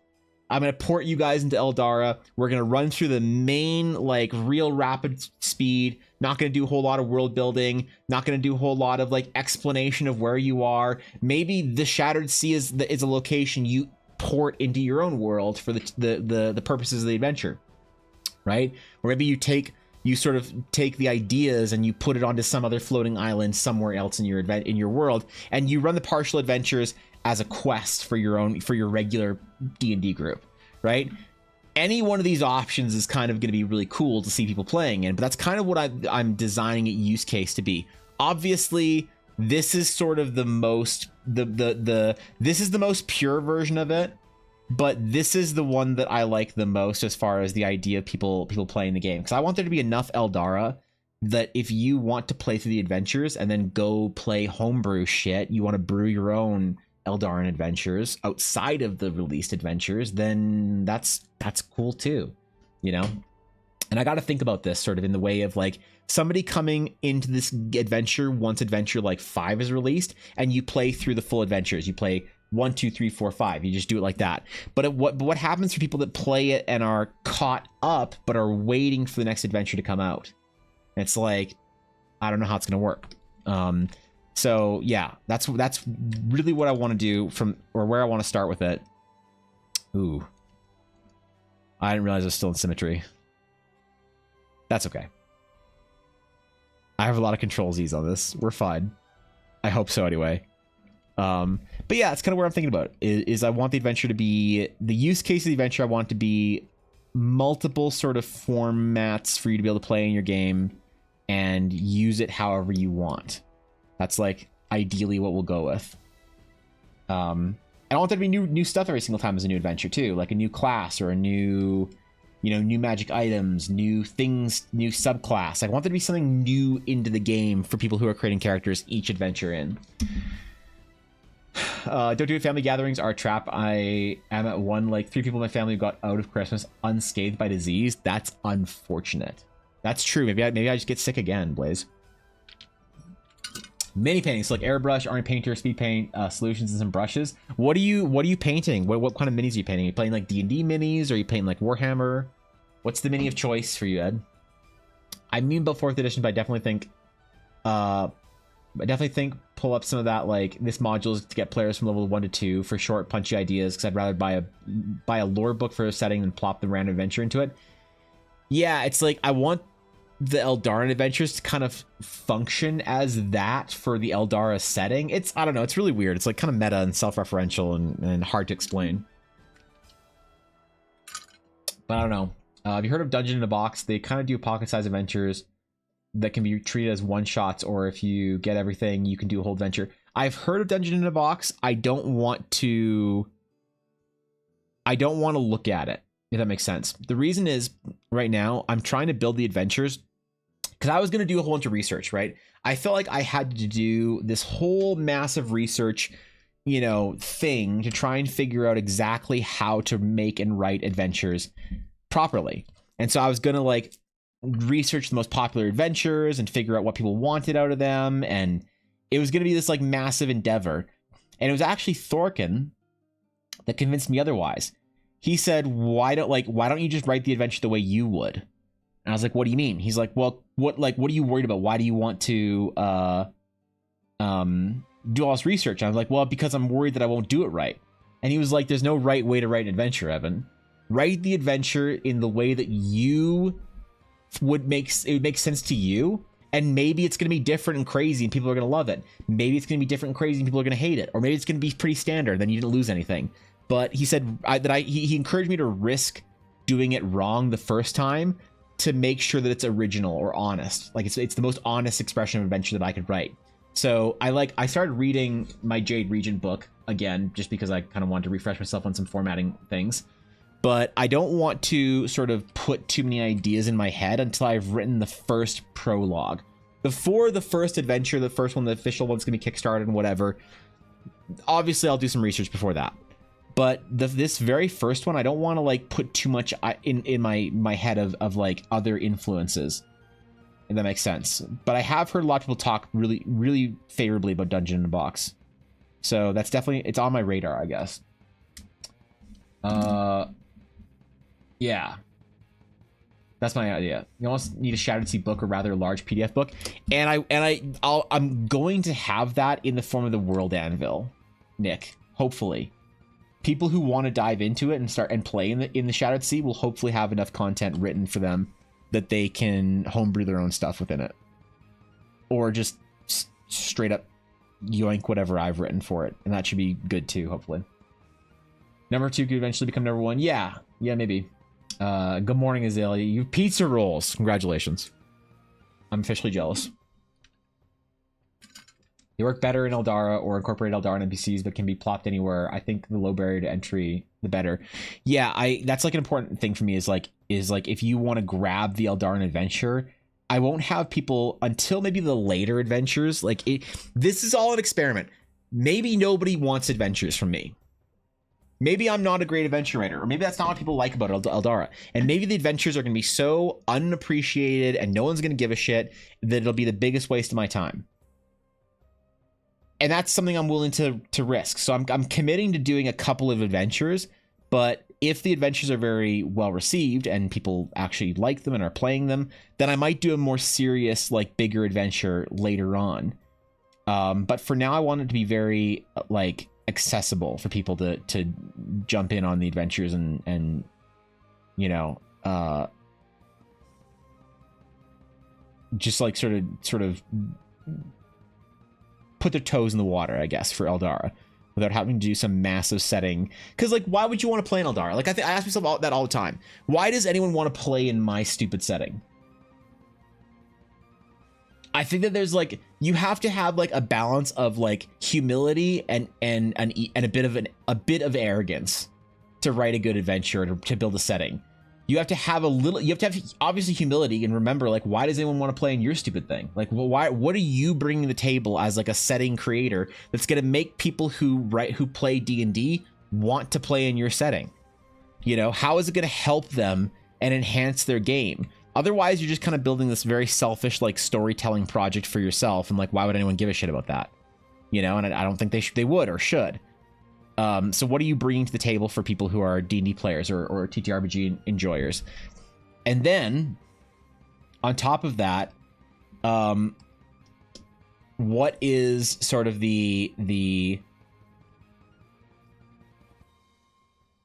you know, or let me say it this way: you have to have confidence then that somebody is going to enjoy your adventure. That somebody's going to want to play your adventure. Otherwise, why are you doing this? So it's like you have to balance that. You have to balance humility with also just a little bit of ego or swagger, and thinking like, yes, somebody's going to want to play this adventure, to read this adventure, to play in this homebrew world. Otherwise, why am I doing this? If I'm like thinking no one's going to want to play in it. So it's like you have to kind of like bridge the two together, or bridge the gap or whatever. I don't know. I really don't have a good way of explaining it, but I hope it makes sense, I guess. At least I'm gonna keep trying. One of these days I'll get it right. Painting D&D minis, I have like 100 that need to be painted, including terrain pieces like bars, benches, rocks, etc. I have creatures that need to be painted. I want to paint my Goliath, who's now a sorcerer. Couldn't play my fighter because 4 or the 5 party all are unga bunga melee. That's fine. You just go full. You go full melee. What do you mean? Screw magic. You thought about doing single adventures with only necessary information, like what you might reference in the Knights. The Knights Dingalingus being in town, but no explanation of who they are, and people want they can buy an accompanying lore book.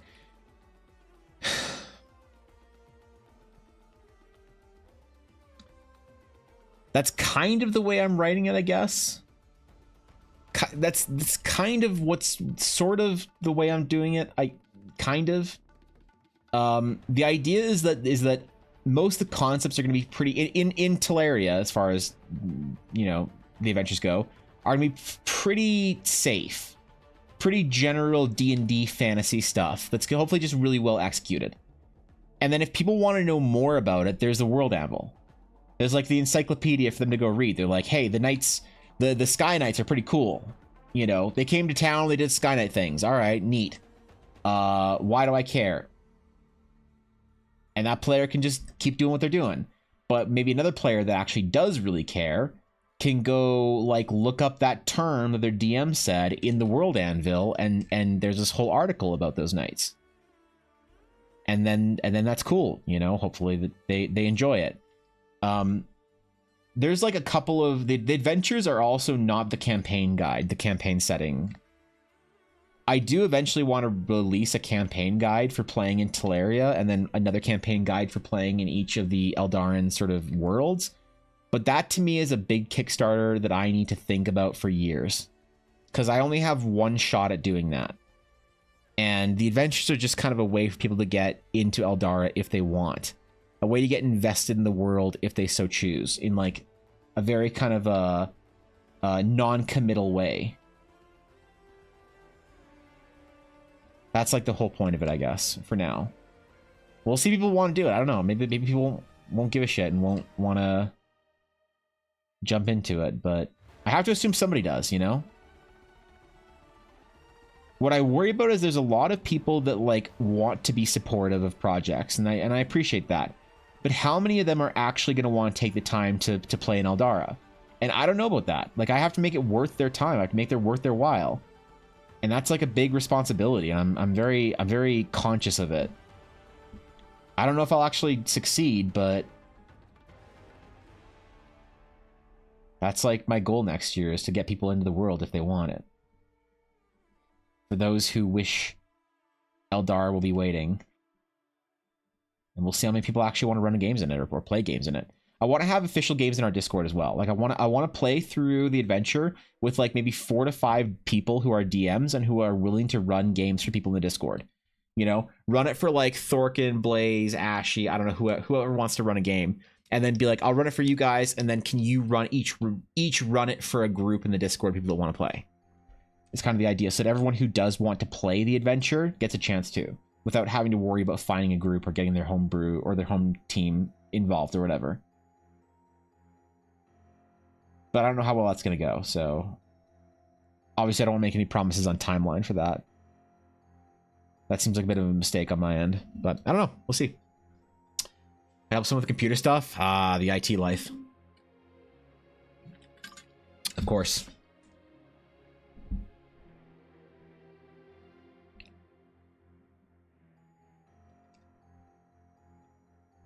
So I didn't do all that detail in the middle if I was just going to put a sword down. Paladins fucking love their swords over books, man. There's one thing Paladins love, it's swords and books. And tiny pieces of parchment with wax seals on them attached to their armor. I'm not sure if that's just a 40k thing, or a Warhammer thing. Or if that's just an 80s fantasy thing.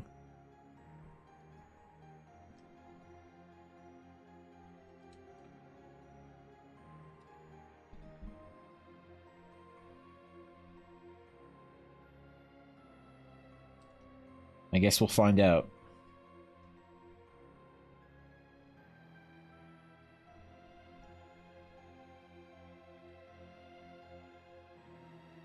All right.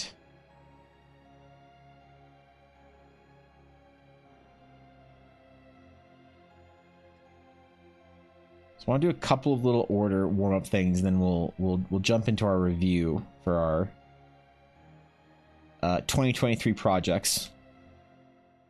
I kind of want to always spend a day or two at the end of the year going back and looking at some of the favorite projects and seeing what kind of stuff we've actually done. It's always a very important day for me. So we'll see if there's actually any work that's worth mentioning. There might not be. Maybe this year was trash. I don't know. Maybe I got worse. I regressed. That's a risk I'll have to take there. But yeah, I spent a lot of time thinking about the formatting for the adventure. Why would anyone care? What's the point? You know, those are like things that have gone through my head a lot. And like maybe the first adventure will just do so poorly that I won't be able to even kickstart the like maybe the prologue will do so poorly I won't even be able to kickstart the first adventure. That's like a possibility. Which is why I don't want to like rely too heavily on plans and promise too much. Like I'm promising to do the prologue adventure and the first adventure, obviously. But I want them to both have satisfying conclusions. So if I never write another adventure after that like arc in Eldara, or I don't for a while or whatever, that it's not like you're waiting on adventure 3 forever and it never comes out. That's also a thing that I'm aware of right now, so.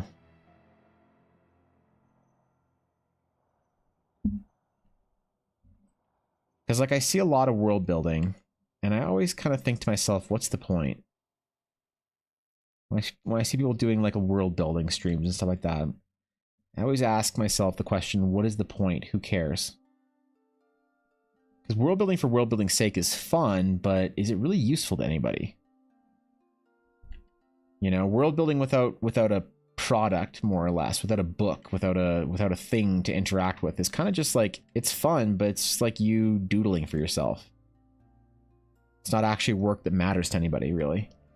And so what do I have to do to make Eldara like matter in that sort of way? Because like, why should it matter to anyone? You know? Valid question.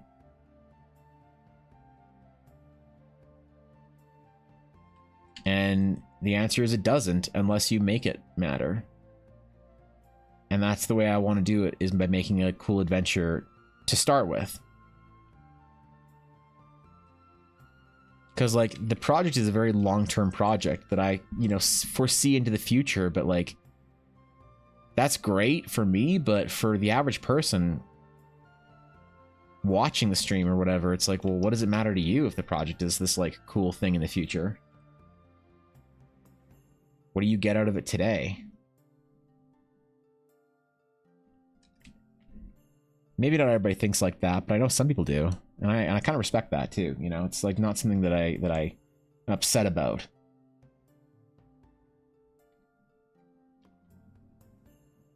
There's never like an expectation on my end that like, oh, well, of course people are going to care about this thing.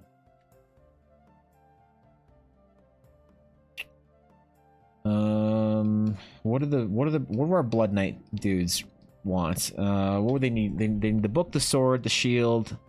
I feel like I need something else in the emblem.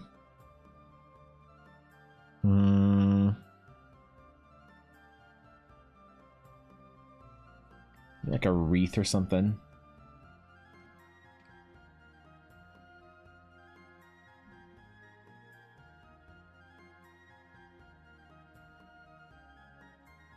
Or wings, feathers. Because this is the paladin order from New Loria, are like evil paladins from the Loric Empire. So Blood Knights, yeah, they're just all about. They're just all. We call them Blood Knights just because they're all about red. They have nothing to do with blood or anything, but they're reds. People start calling them Blood Knights whenever I mention them. So until we have a proper order name, that's just the nickname that we're using for them. This guy's a Blood Knight, maybe some Vampire Fangs. Yeah, just an Asterian Bite UI option. Something like that. Old school heraldry. We could do like a cross coat of arms type thing.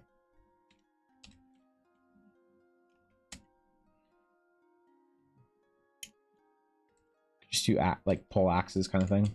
That could work.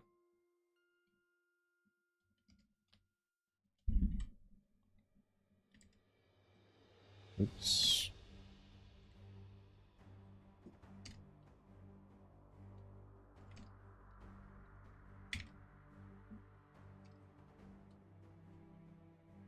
Getting the paladin orders done is like one thing that's really important to me. I feel like that's like one of the coolest ways to interface with unique Eldara things is the paladins. I have a long-term vision for Eldara, more stories, another group of characters to run off to the Northmark, etc. The world and the concept and plenty of stuff for us. So I appreciate that, Atari, like quite a bit. The fact that but not everyone has, nor do I think that I deserve people having that kind of faith in the project. A lot of people like, and I think it's very fair to ask, well, how does this relate to me? Why do I give a shit about your dumb like world building thing that you're doing, Evan? And I think that's a very valid question to ask. And so I think that the reason people would want to care about it, ideally, is that it somehow enhances their game or their stories or their time playing D&D or TTRPGs or whatever. And so I feel like I need to provide something sooner rather than later that is like a tangible sort of like proof of concept of like, you know, it's kind of like there's lots of big projects out there that I think are really cool, but I kind of don't give a shit about, if that makes sense, because it's like they haven't given me any reason to give a shit about them. Like what's the big like Star Citizen? It's a really cool project concept, but like, why do I care about it? There's no like way for me to interface with the project. It's just like some thing that's going to happen in the next, what, 15 years? And I think it's very fair, and a lot of people sort of feel that way about projects because there's people promise a lot of things nowadays and don't deliver on it all the time. And so it's like, I'm sitting here talking about this long-term project and this long-term vision, and some people share that vision, and that's the coolest thing in the world, to hear people like, oh yeah, I can't wait until this thing is like accessible or until we're at this part of the project. And that's really cool. But I feel like I need to show something off, and I need to have like Eldara interfaceable in a way. And to me, that interface is going to be through an adventure that I kind of want to write. And so I kind of kill two birds with one stone. I kind of prove the concept ideally, and also make something substantial for myself to look at and say, hey, this is really cool. I'm looking forward to seeing more of this, you know? I have an area that's not Shattered Sea. Yeah, they're from, I'll show you where they're from. They're from right here. So all the way up north, past the Lemashir Desert, past the Relic Coast. The first place that we developed in the world 3 years ago, Nick, was Stonemark. This is the very first, Stonemark.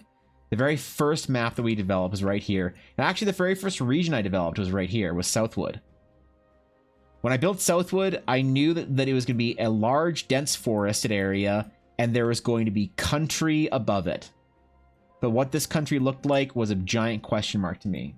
It was going to be a mainly human kingdom that had cool, like an old sort of like imperial history. And this was the old capital of the Lorik Empire. And after the Lorik Empire fell, the capital was moved to Dawn's Arch, which is now a much bigger and grander city. But Loria still has kind of like an ancient Roman vibe to it. And this Paladin Order are like kind of the Imperial Loyalists. So there we go. They're kind of from a storytelling standpoint, they're traitorous, duplicitous paladins that maintain that the Lorik Empire return one day, and they act in secret. So the current Queen of Stonemark kind of knows they're like not loyal, but they're not overtly disloyal. So it's one of those things where the royal family doesn't trust them, but you can't really move against them politically. It'd be difficult. So that's their sigil. It's a good one.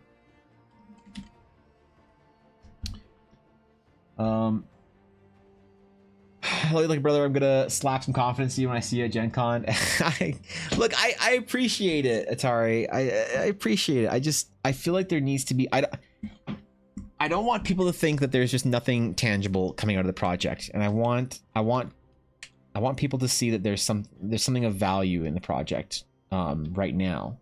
That's not just like this strange, difficult to interface with project that's going to come out in the next, 6 to 8 years or whatever. I want there to be things to like play with right now. So that's like my whole goal right now for 2024 is making Eldara interfaceable in some way for the first time, so that people can see it's cool and it's fun, hopefully. All right, that's a good one.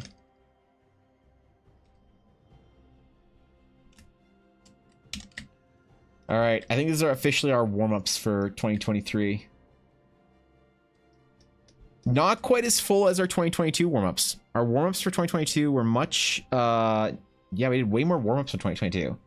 Why did I stop doing warm-ups at the beginning of every stream in 2023? Or most streams? That's weird. I wonder why I did that. I really like some of these like old 2022 sketches. They have a lot of personality to them, like this one. But I think the 2023 ones are obviously better. There's like better shit in there. Hopefully next year's sketches will be even better. Maybe I'll fill up the entire page for 2024. I think I did some warm-ups that aren't part of this though. Like, was this a warm-up sketch? I don't remember if it was. I think it was, actually.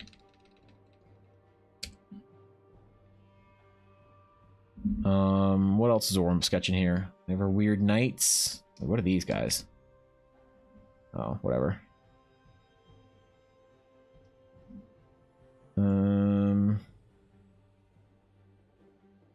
What else? Or EBA Tober. Ooh, these were all warm-up sketches too. Ooh, I forgot. Ooh, okay. How do we add these in? Because I always like making a print or two of the year's warm-up sketches. I guess we just try and fit them all in on the right here. Grab one at a time and just squish them in.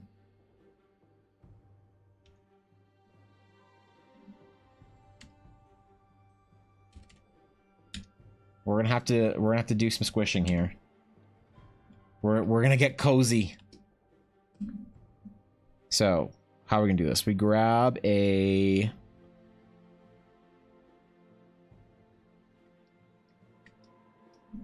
I guess we just grab a sketch.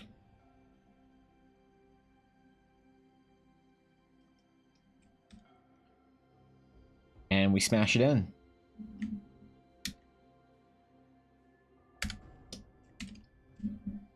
Grab a sketch. Smash it in somewhere.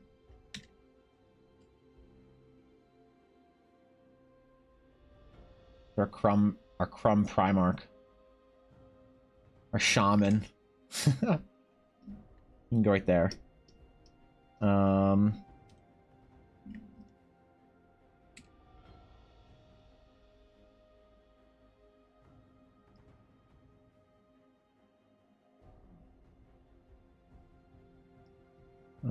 Merge down. Okay, I would set up. Okay. We'll grab our teapot.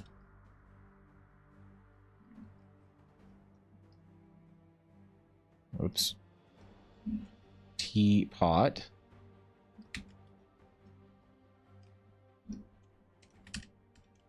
I'll place this. We have to do something slightly bigger, actually. Let's make this a bit smaller, or we'll move it over, actually. We'll make it smaller. It kind of fits in there.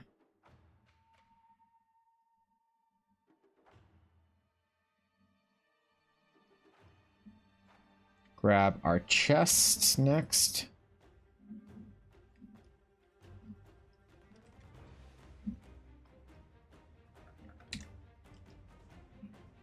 Gotta shrink a bunch of these. Maybe don't shrink them too much, but at least a little bit.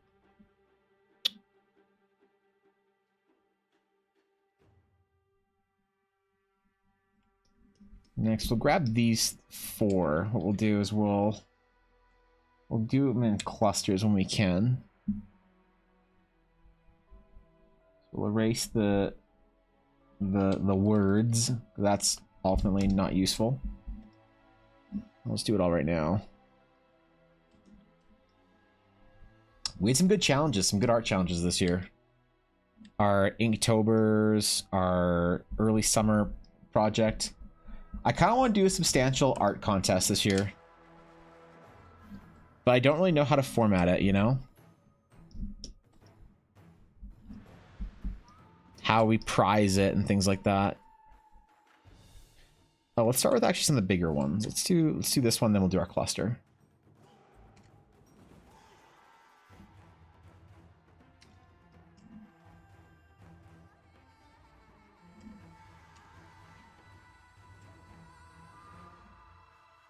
We'll plop this down.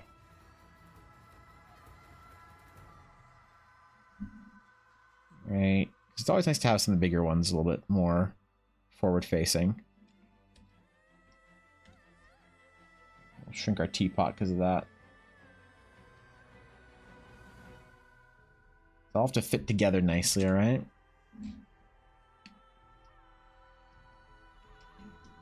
Okay, so we'll grab the cluster.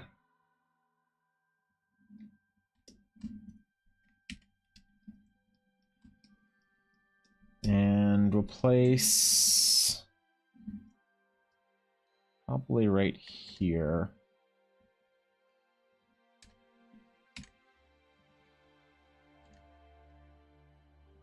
Yes.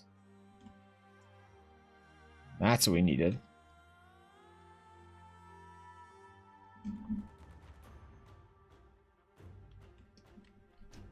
And then there's actually a lot still to put in here, so...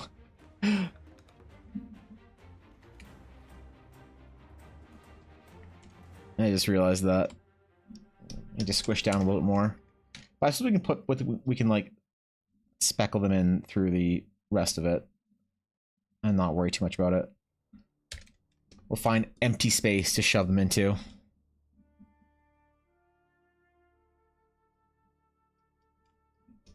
So let's grab our gem and our tentacle, because that was a prompt.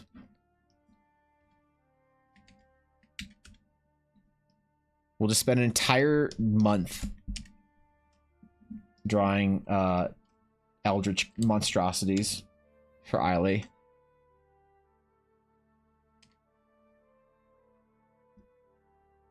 The best thing we can do for her is just give her an entire month to draw eldritch shit, which I feel like Eldara needs more of. There needs to be more eldritch creepy things in the world.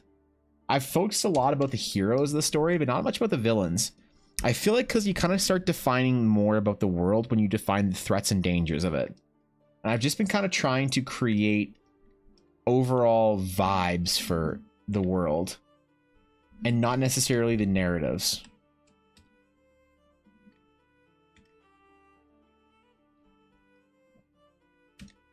Also, I'm still a little bit resentful of that one person that told me that you can't have a good story without or good fantasy setting without wars.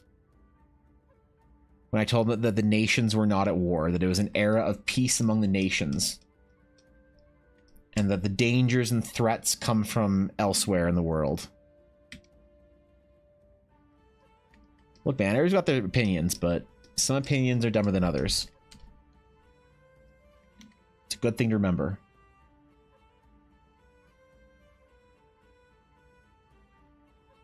Off that right there.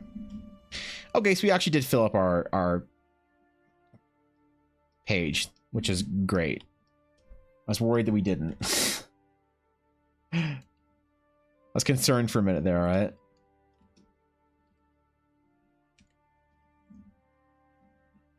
Let's place this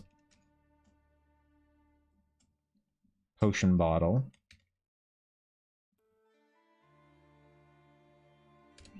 over here.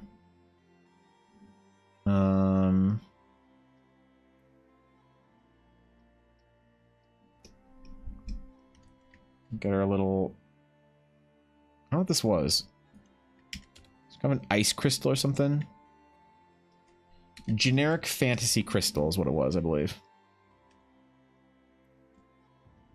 Which, hey, it's necessary. You need to have generic fantasy things all through your world. This is a D&D game, after all. We can't be too original. That'll scare players away. I'm memeing, but actually I think it's true. I think that you have to have... You can't do anything too crazy until people have faith in you.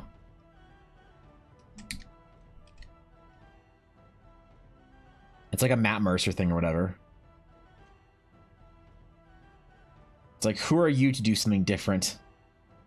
You're no Matt Mercer. Wait, what? That's the new Matt Mercer effect for world building? I absolutely think there is a Matt Mercer effect for world building. We're using poor Matt's name here, even though it has nothing to do with him. Really, I guess anytime there's unfair or weird expectations, it becomes the Matt Mercer effect. But you know what? We're still going to use it.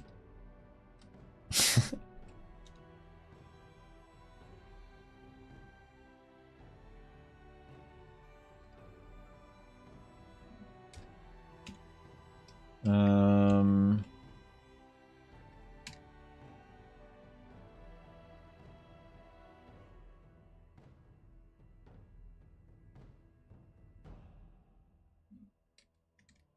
gonna stuff that one right in there. So where else do we put? Okay, we got a couple more of these to put in here. Ooh. We got two more. Got a weird angel halo thingy, which we'll slap like right up here.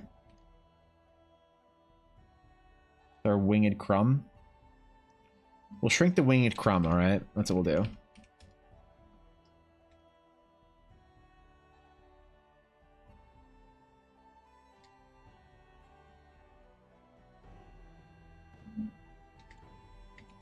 That makes more sense to me. And the last one from Inktober is this stupid fruit.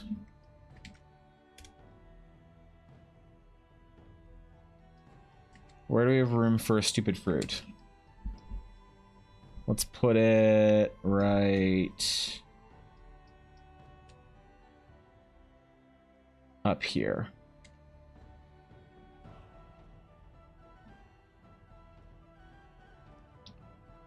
All right, that is our 2023 warm-up sketch, I think. War doesn't have to be in the background of an adventure campaign. Yeah, I don't know. I don't think so either. I don't think that you need to have like some giant Game of Thrones political whatever thing going on, you know? Doesn't war could happen later? Exactly! What are these icons of scenery for? Are these make collage? This is all of our warm-up sketches for the year. Evil and fear are the most powerful motivators people have, and knowing what response has happened to those threats is the free real estate in terms of world building. Yes, and like I think part of what I want the vibe of Teleria to be is yo, thank you Jojo for the follow. I appreciate it. Welcome. Part of the vibe for the setting I want is for there to be this idea of it is you versus a verdant world of adventure. You know, that the problem with war that I don't like in Teleria, because the main the main reason why there's no massive wars going on, there's no giant faction divide in the world, is because I want players to be able to traverse the land however they want. I don't like if you look at like the Final Fantasy map or whatever, there's an entire area of the Final Fantasy 14 map that you can't go because it's like, oh, this is Imperial land, and it's like scary, you know? But I want the world map to be accessible. I want players to be able to look at the world map, put their finger on somewhere, you know, and say, I want to go, you know, here. This looks cool. I want to build something as a DM right in this area. But if I have that this area is like all evil and you can't go there or something like that without being evil or some shit, you know, generic fantasy bad guy stuff, then it kind of sucks. He takes away an entire chunk of the world just so you can have a divide between the people that live here and the people that live here. And to me, that the interest of that conflict does not outweigh the price you pay by removing a giant chunk of the world, you know? Obviously, in other realms of Eldara, other worlds, there's going to be big conflicts like that. But for now, I don't want to have any of those, you know?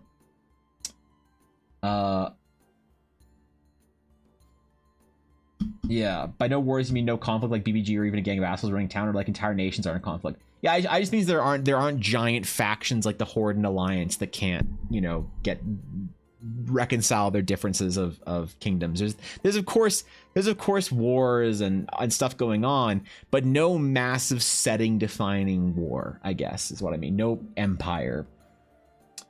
What's up, fellas? What are you cooking here? Jojo, we're doing our end of the year concept review for various things in the setting we've been building all year. So we got to go through. These are the warm sketches we just finished collecting into one place. We got to go through all the different characters and everything we built today, or that we built this year. I got to get a bunch of them up, actually. I wonder if we can get them in order of all the characters we built. Maybe we can like do that and get like a cool, like a, I don't know, like a side by side of all the characters. I've never done that, actually.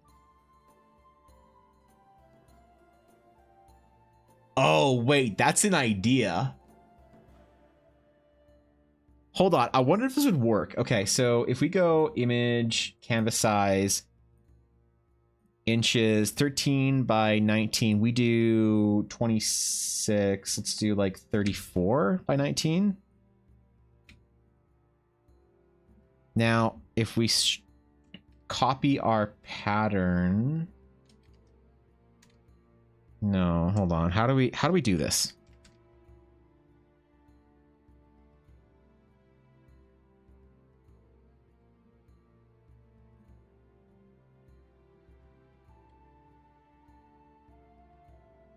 That looks okay. Doesn't stretch it out too much. And we kill our background designs. Hold on. This is actually gonna be sick. Save as 2023 characters.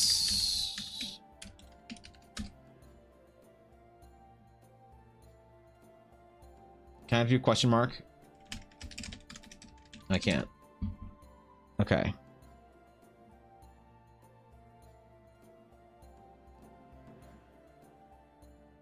Let's merge these layers. Kill all this garbage. We can move Charlotte like over here. These used to be Ella's characters. I've accepted that. I've accepted that. I'm fine with it now. Okay, hold on. Get this color out of here. Get our fill layers back up.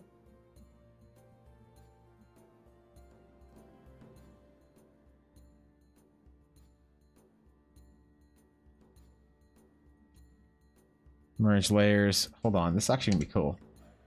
Maybe. Maybe.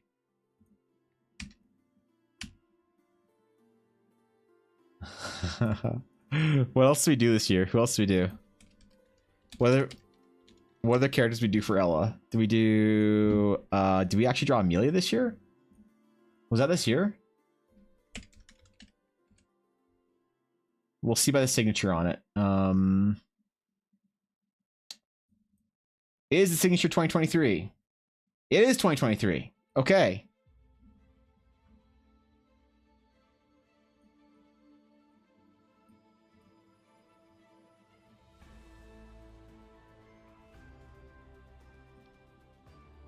Merge layers. What other characters for Ella did we do this year? Ooh, why is it smaller?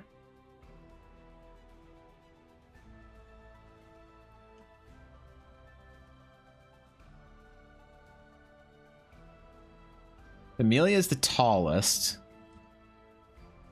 Scarlet's probably a regular sized human. And Charlotte's probably somewhere in between.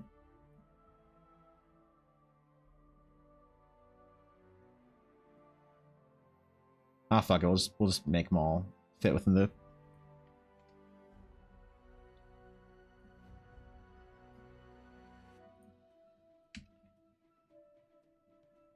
Blackwood cinematic universe.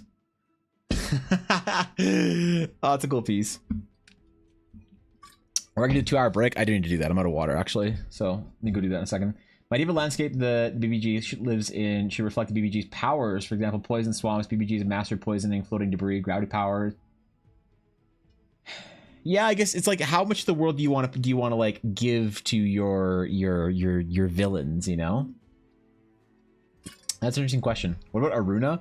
Runa's not done. This Runa, I need to. So I got through part of the Runa sketch. This is our base for it, but I never actually finished it. I never finished the Runa sketch for Fishy, and I need to, because this was I fucked up some things on here with my layers, and I accidentally merged some shit together, so I just need to restart it all together. So it's unfortunate, but did I finish any other characters, or was it just for Ella, or was it just these three? I think it was just these three for Ella, right? We need more melee / anti-caster bosses. Every boss is kind of wizard or sorcerer these days with magic. I want a dude who just smashes you with his fists. Just a big, like, level 16 fighter.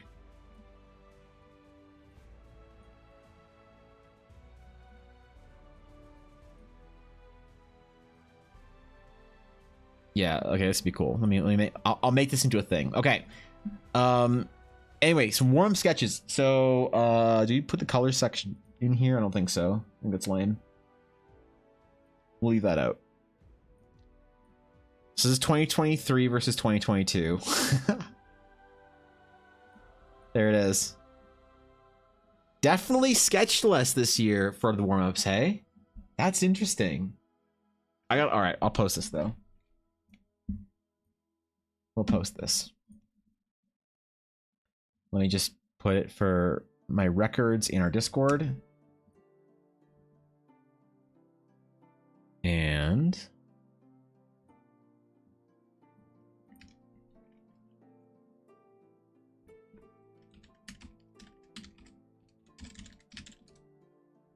okay. And we'll post this one, why not? Fuck it.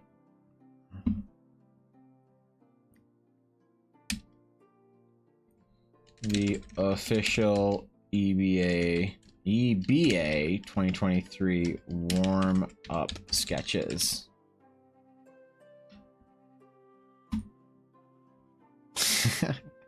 These are fun, man. I'm glad we did this.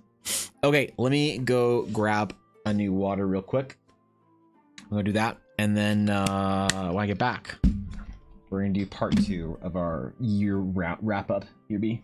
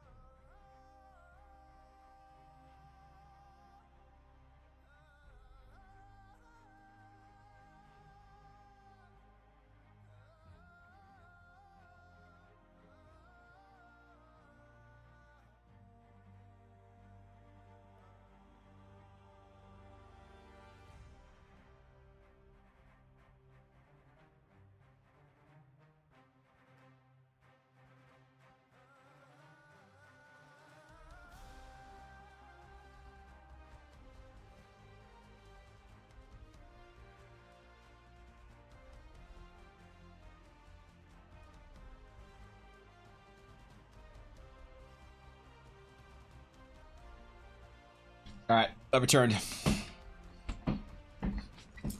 I returned with a drastic desire for a lunch. I have deep cravings for lunch. I don't know why. I woke up hungry today. I went to bed hungry last night. I woke up hungry today. I think maybe I'll go out after stream and I might get supplies for sandwiches. Wraps. I'm gonna get supplies for wraps. I'm gonna get turkey. I'm gonna get cheese. It's gonna be fucking dope. All right. Where were we?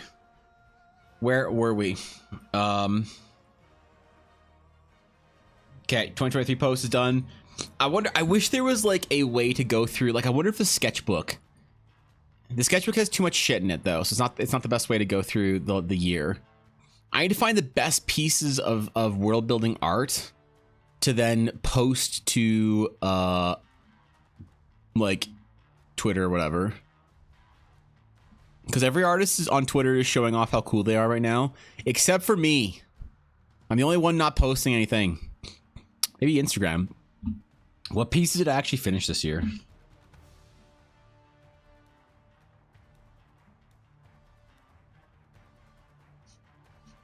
Jesus, I don't post on Instagram all that much. Holy shit. I really didn't have to scroll back all that far to get caught up, did I?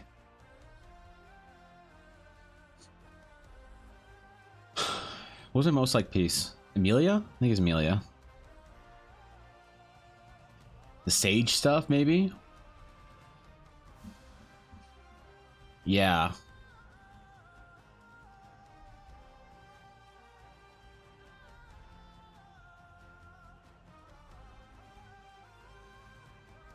Yeah, listen, look, dude, I gotta get caught up on here. I guess you're back. I was so bored. We're trying, man. We're trying. I'm sorry. I had to get up. Gods for tomorrow. Will Friday be about ending related items? Next, what are we gonna do tomorrow? Tomorrow is just gonna be, I think what I want to do.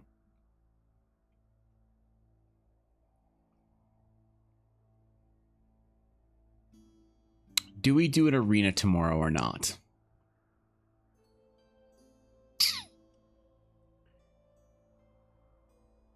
For our end of the year celebration. Do I want to do anything special for that?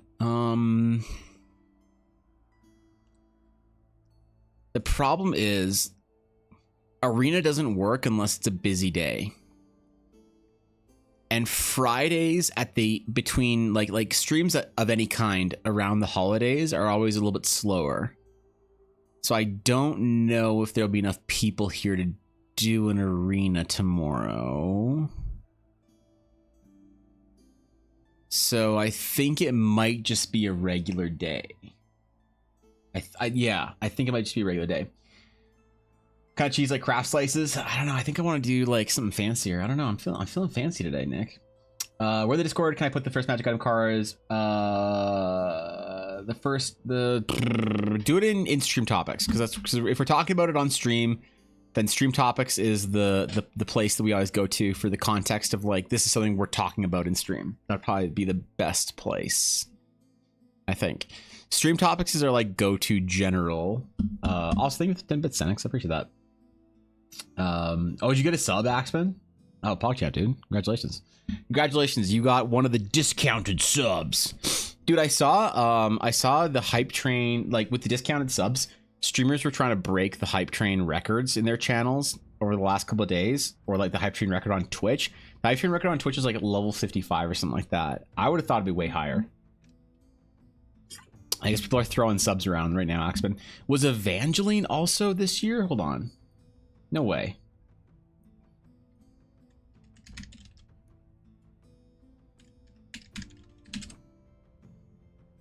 No way. 23? Oh, shit. Oh, shit, dude. Also a 2023 character.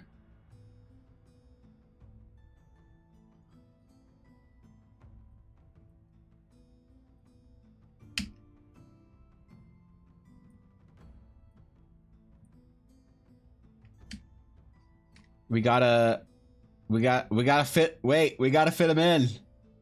We gotta fit. Somebody get Evangeline in there. Shit. Shit. We gotta shrink everybody. Amelia, shrink.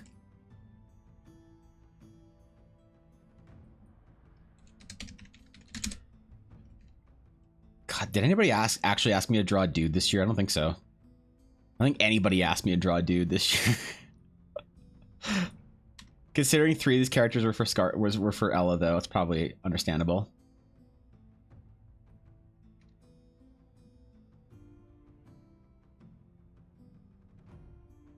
We got a lineup here. Holy shit.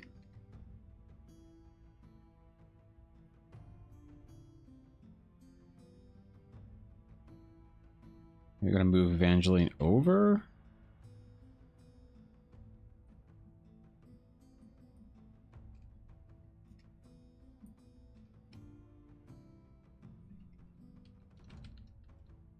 Let me put Amelia on the side. Let's put Amelia on the other side, actually. Here's what we'll do. We'll bookend with the awkward. There we go. There we go. Now. All right. These are our 4 from the year, I think.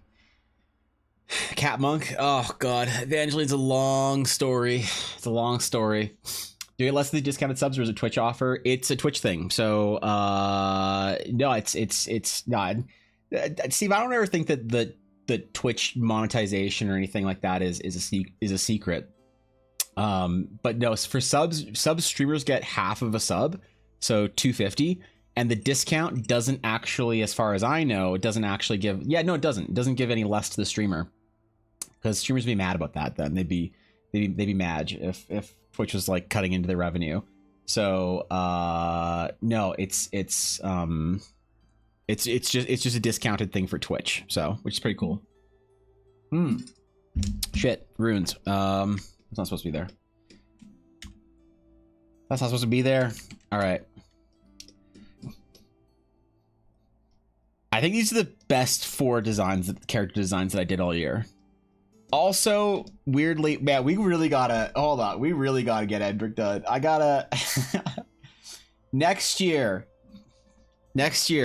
I am going to be accepting commissions of dudes and only dudes. I'm not drawing a single woman next year. Come on, I can't be known as the guy that just draws nothing but girls. I can't be just a generic artist like that. I need to draw my boys, okay? I can't get a reputation for that, okay? There's way too many artists that are just like, I only draw girls because the female form is more beautiful. And you're like, yeah, all right, you lonely weirdo. So I gotta figure it out. Proportionally, holy shit, proportionally Amelia's so much taller than the rest of them.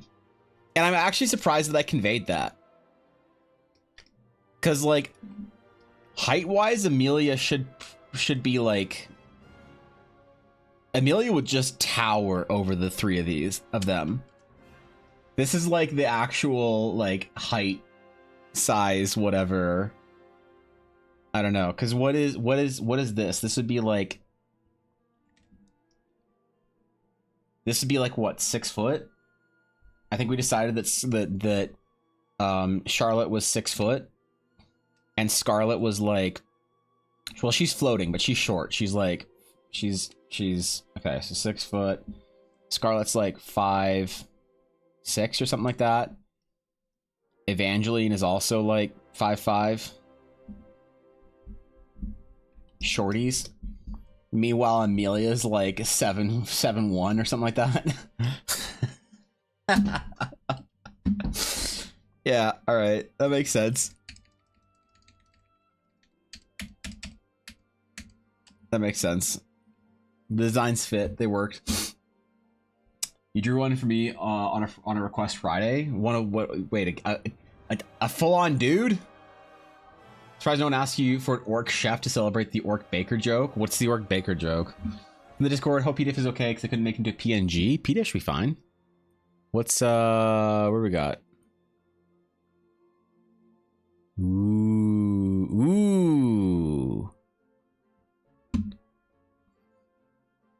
The Mask of Fear for Senix Blackwood. The wooden mask appears to mimic the appearance of a demon face with no mouth and weighs 5 pounds. While holding this mask, the sound of howling wind can be heard. This mask has 7 charges for the following properties. It regains 1d6 plus 1 charge a day at dawn. If you expend the mask's last charge, roll a d20 on a 1. A gust of wind throws you back 15 feet, separating you from the mask. Additionally, you'll need to reattune to the mask before being able to use it again. Command. While wearing the mask, you can use an action to expend 1 charge. Choose up to 3 creatures you can see. The chosen creature must succeed a DC Wisdom saving throw. There's no range on this? Ooh. DC 16 Wisdom saving throw or have to flee or grovel as with the command spell. Aura of Fear. While wearing the mask, you can use an action to expend 2 charges, causing the eyes in the mask to glow with amber light. Each creature within 60-foot radius must succeed a DC 18 Wisdom saving throw or be frightened for 10 minutes. While it is frightened this way, creatures must spend its turn trying to get away from you as it can. We know how fear works. For its action, it can only use the dash action or try to escape. We know how that works. At the end of each turn, a creature can repeat the saving throw, ending the effect on a success. This is sick. This is the good shit right here. This makes it worth it. When I draw items and I see somebody putting like this much effort into their items that I'm making art for, I make items for you, Senix. I draw items on Friday with the hopes that once in a while they make it into the hands of somebody that cares. All right, this is amazing. Thank you for this. This is wonderful. I'm stoked. Seriously. This is awesome. Legendary. Fuck, dude. I love this shit. That's so cool, man. Oh, man. Baron finished the self-insert. Endrick, no. No, we never finished Endrick. We finished the design for Endrick, but I never actually started on the sketch for him. Axman, tell the story of Evangeline, Evan. Why are you hesitating? Because there's no possible way to tell the story of Evangeline without it sounding...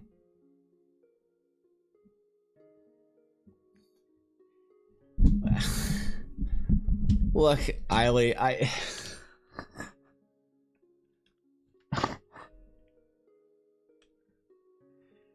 how do I tell the story of Evangeline without sounding like a complete fucking weirdo? All right. You know, he was chested, not full body, if that matters. That's fair. I'm 5'7", I'd be stoked. My wife was like 6 foot. Shell said if she could change the one thing with me, she would make me 6 foot. Damn, bro. Damn. Ella's taller than me. So I'm about 5'10", 5'11", and Ella's a full 6 foot. So she's just a little bit above me. She's a little bit taller than me. When she wears heels, she towers over me, and it's awful.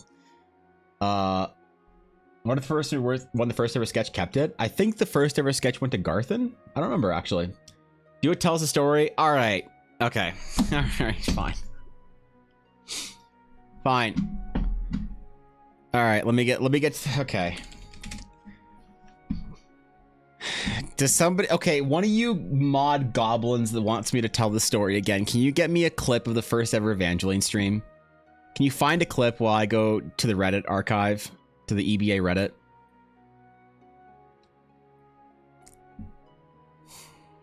All right.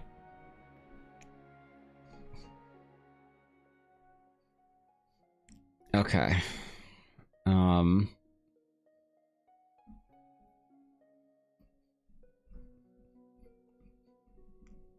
Let me scroll.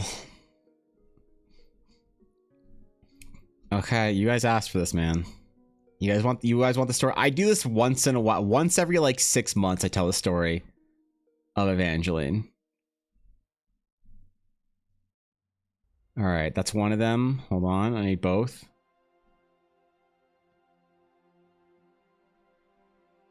Open link in new tab. Okay, that's it. That's the first one. That's the second one.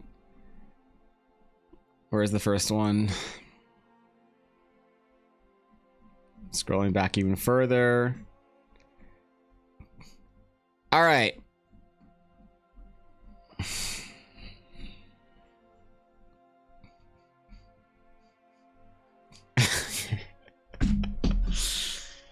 Okay. All right. I need the clip. I need the clip of from Project Evangeline stream from that Halloween. But I think this works. Maybe I can get up. Do I have a screenshot? Good enough. Good enough. Okay. So. Okay. Years ago, when I just started streaming,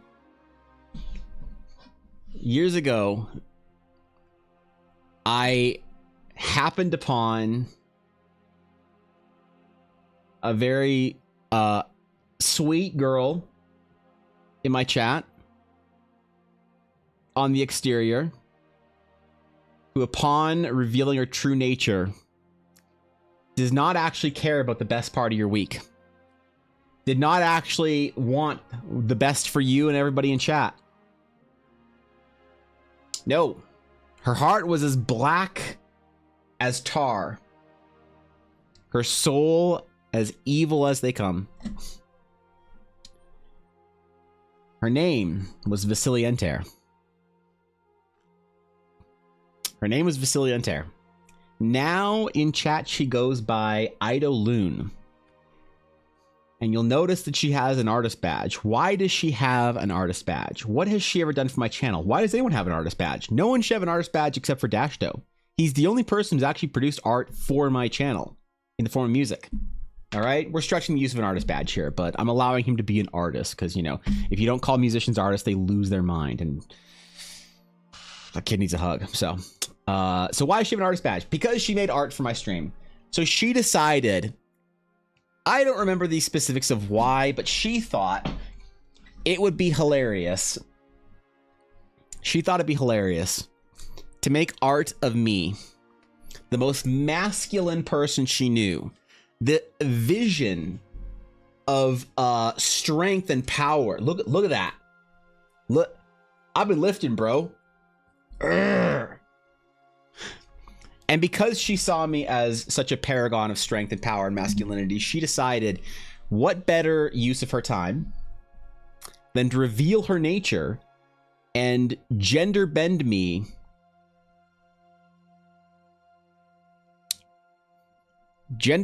in fan art as a anime cat girl.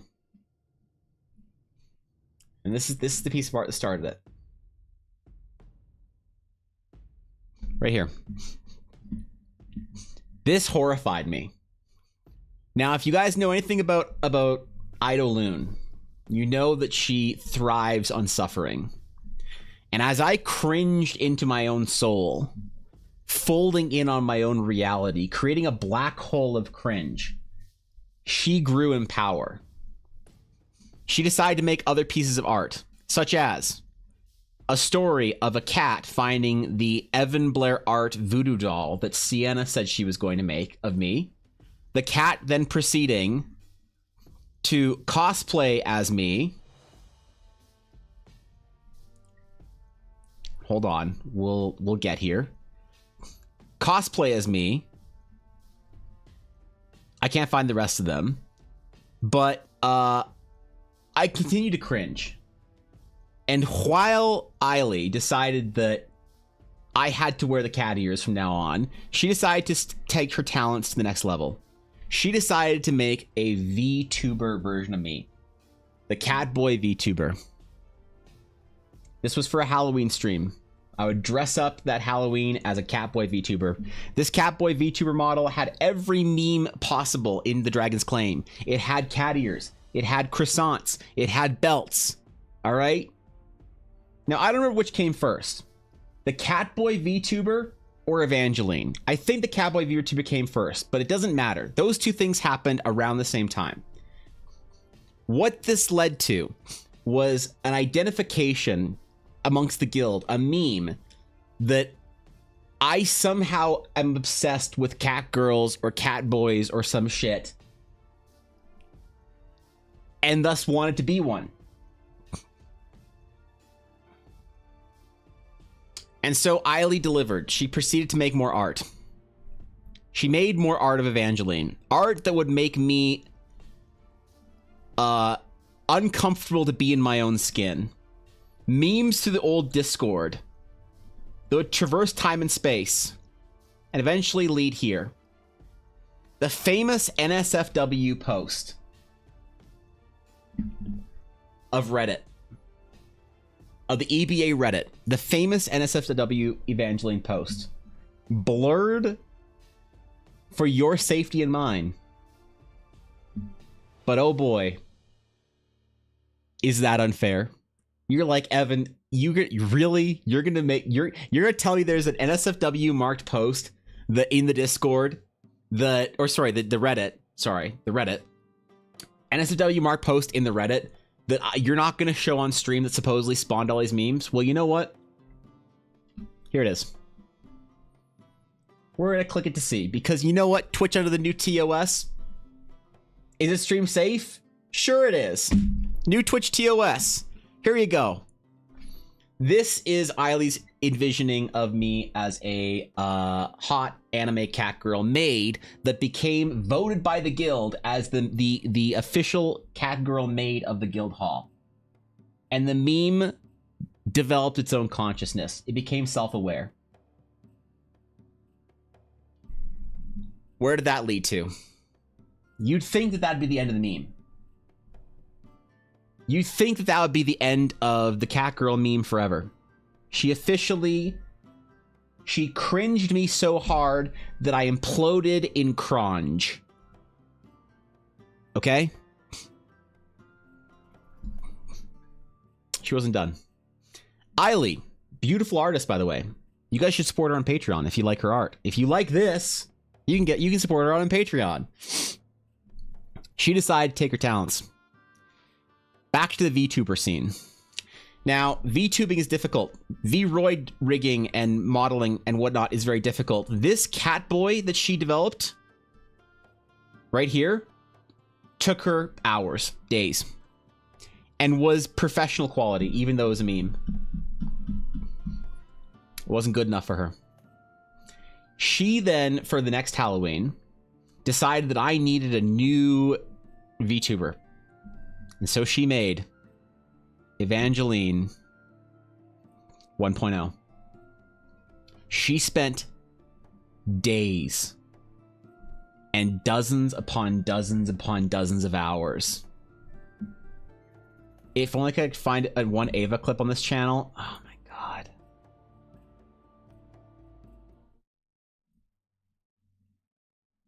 Oh god.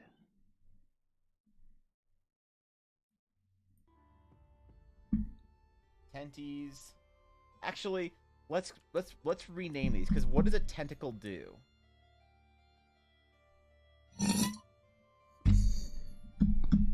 It holds things, right? Or what's another word for holds? Oh, I know. It grips things. Okay, so let's call its tentacles. Let's, instead of calling them tentacles, let's call them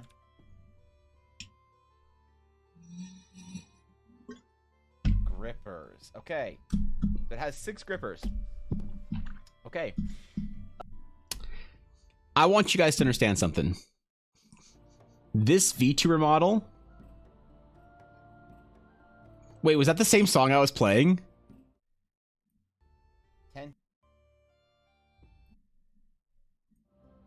Okay, it isn't. Thank God. This VTuber model is professional grade. It is custom. It is professional, custom grade VTuber model. This would cost the average new VTuber hundreds of dollars. 500 up. Between 500 and 1,000 in today's market. She did it as a meme for one day, for one stream that she wanted me to stream at as my Halloween costume, as the cat girl maid, spawned by this fucking decrepit art right here. She lost sleep. She was malnourished. She developed wrist cramps and carpal tunnel, making this weeks of her life doing this, so that she could build Evangeline for one stream where she could cackle the entire time. She could just sit back cackling to herself in the dark of her room, the glow of her monitor in front of her, curled up with her talons on her chair, wrapped up. She could sit there cackling and howling at my discomfort in being an anime cat girl, at the surprise of new viewers thinking, cute cat girl, I'm gonna go see what the VTuber's all about, and then hearing a fucking dude. She cackled the entire time, and she won. And she won.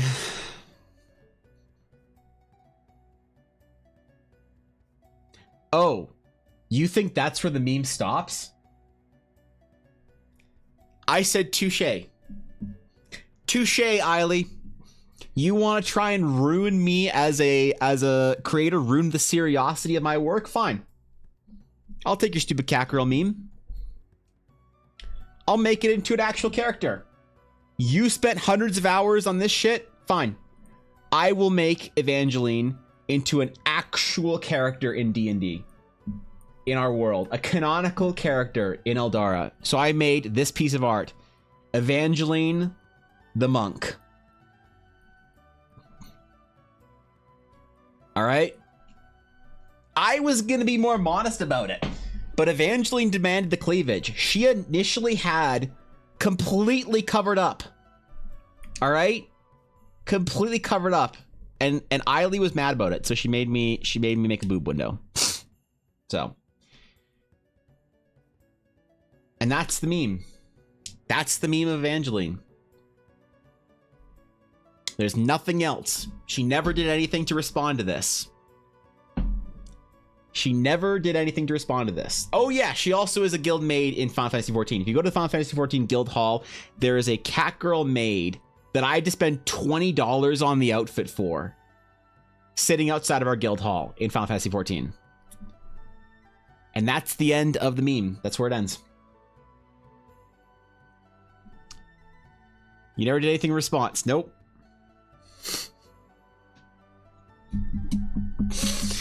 Nope.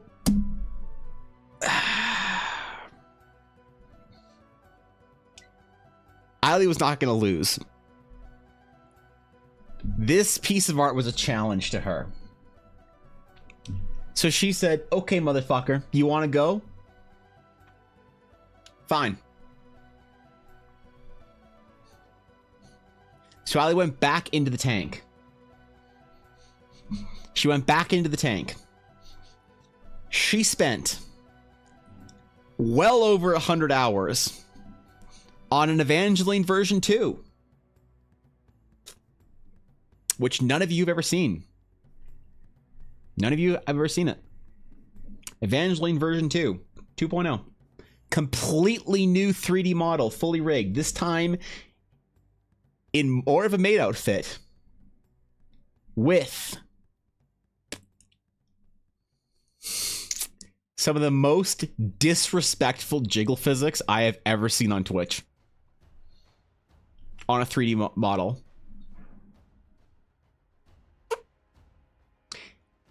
If this Evangeline is the cute, wholesome version,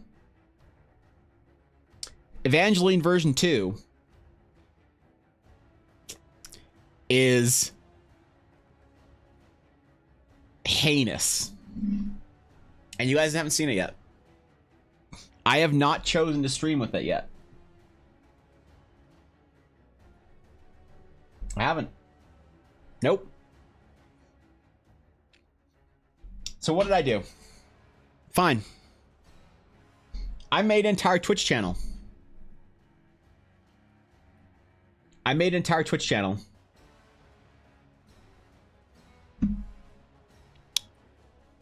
As my alt art channel. And I have been developing things slowly. I have been very, very slowly developing things, assets, emotes.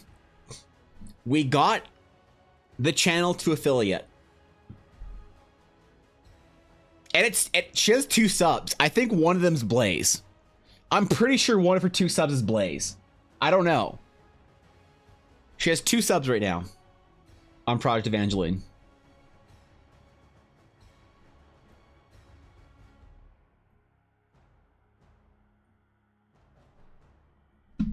One of them actually, she might have 2 subs. They might be me. Sam, would you fucking calm down? Would you calm down? I'm not thanking you for subs on a different channel. Okay? I'm not, hey, thanks for the sub on my alt on Project Evangeline. Okay? Jesus Christ. I went to the channel so that, not so that, okay. Hold on, does she have 3 subs now? Does she have, hold on, does she have 3 subs now? She has 3 fucking 3 fucking subs.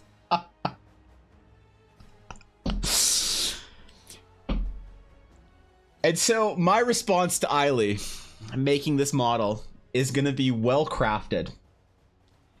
Is going to be extraordinarily well crafted. Coming soon in 2024, the official launch of Project Evangeline will be upon us. Until then, this is what you get. This is the Evangeline you know and love. The debut for version 2.0. I'm not taking lightly. It is going to be an event. And whether or not my dignity remains, whether or not I deserve any dignity after that, it'll be up to you guys. But for now, that is the full history of the Evangeline meme. So now you guys know, unfortunately. Now you guys know the whole history of Project Evangeline, and hopefully Eiley is hopefully her work will be God, I feel so, dude, the new model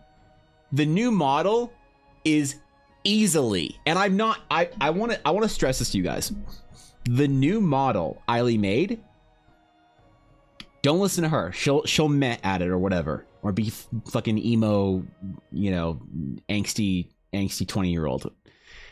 The new model she made for Evangeline version 2.0 is easily hands down $1,000 VTuber model. I have seen VTubers spend more money on a model that's not as good. She injured herself to spend hundreds of hours on a model for a fucking joke.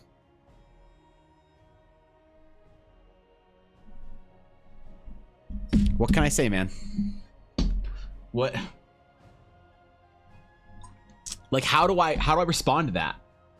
How do I, like, as a friend and a creator, I spent more time on Ava version 2 than my own model. See? Dude, it's degenerate. And then once she, okay, I actually secretly have emotes for Evangeline almost done. I have more emotes for Evangeline finished than I do for my own channel. Okay? Like,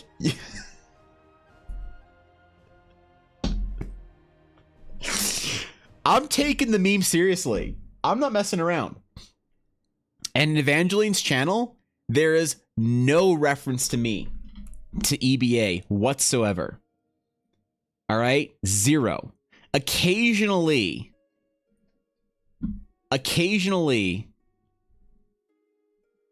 Evangeline pops in chat, right? Swipe.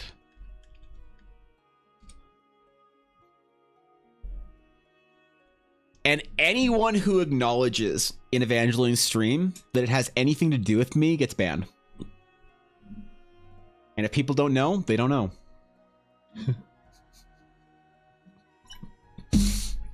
And there it is, man. That's the saga. That's where it all started. That's the unfortunate story of how I got turned into a gender bent cat girl maid by one of my dearest artist friends. So, yeah, man. Can you check on Evangeline's chat?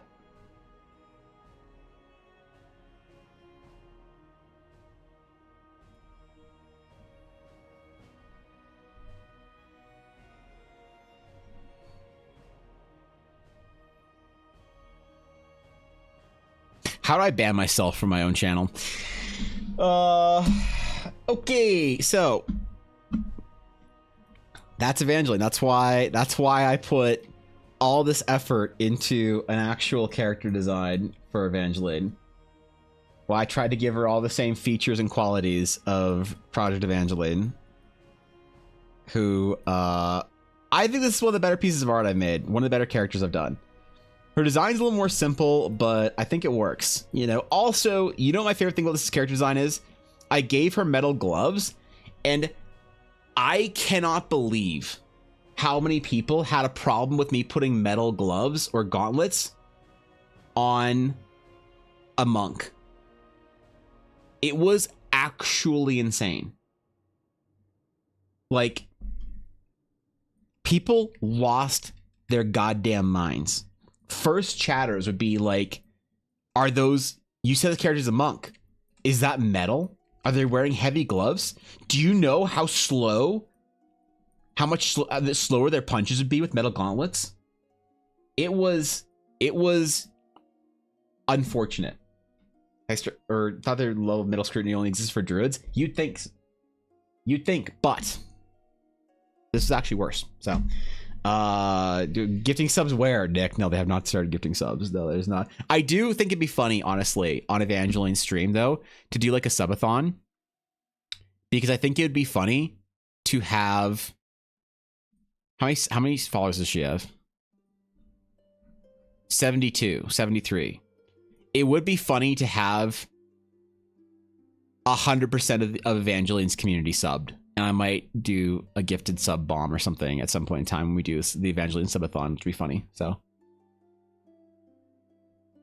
that was a druid thing, not a monk thing. No. What people said is that it didn't make sense to put metal on a monk because it would slow them down too much. It wouldn't make them as fast and martial artsy as they needed to be. So I really should have just had her full toes out. I shouldn't have bothered with the whole slippers thing. I should have just given the people what they wanted, given the weirdos on Twitter exactly the content they feel like they deserve. And here's the thing: I made this shitty gender bent cat girl meme of an art piece before I even made my own character in Eldara. So like, this is serious, man. This is serious shit. I gotta make Endrick like good, because if currently the only character I have in the world right now is Evangeline, and I can't have that. I need to have like a proper piece of art, like Eldara Evangeline more than Evangeline V1. TBH, she looks so cool. Well, it's just the monk version. I think Evangeline version 1 and 2 are better. So most care about slow punches, they wanted to deck you regardless. Exactly, they're fast. I'm not removing the slip. Bizzo, I'm not removing the slippers. You can't make me remove the slippers. I am removing the slippers for no less than a ransom amount. I will ransom this character on Twitter. I'll hold her feet hostage. Okay, you can't make me. I slip her a seat. There you go. Dagger, appreciate you. Small gauntlets anyway, so it doesn't matter. That's how I felt, but I found an issue on the Evangeline channel where there's a reference to you on there. Is it? Where? Channel. Oh, is it the thing down here?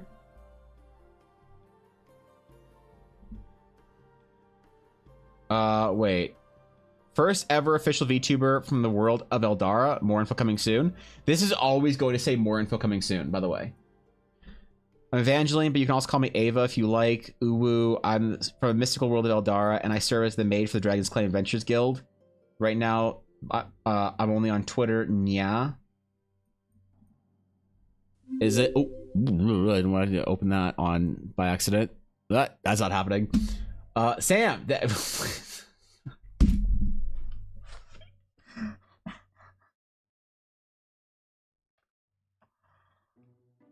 Come on, dude.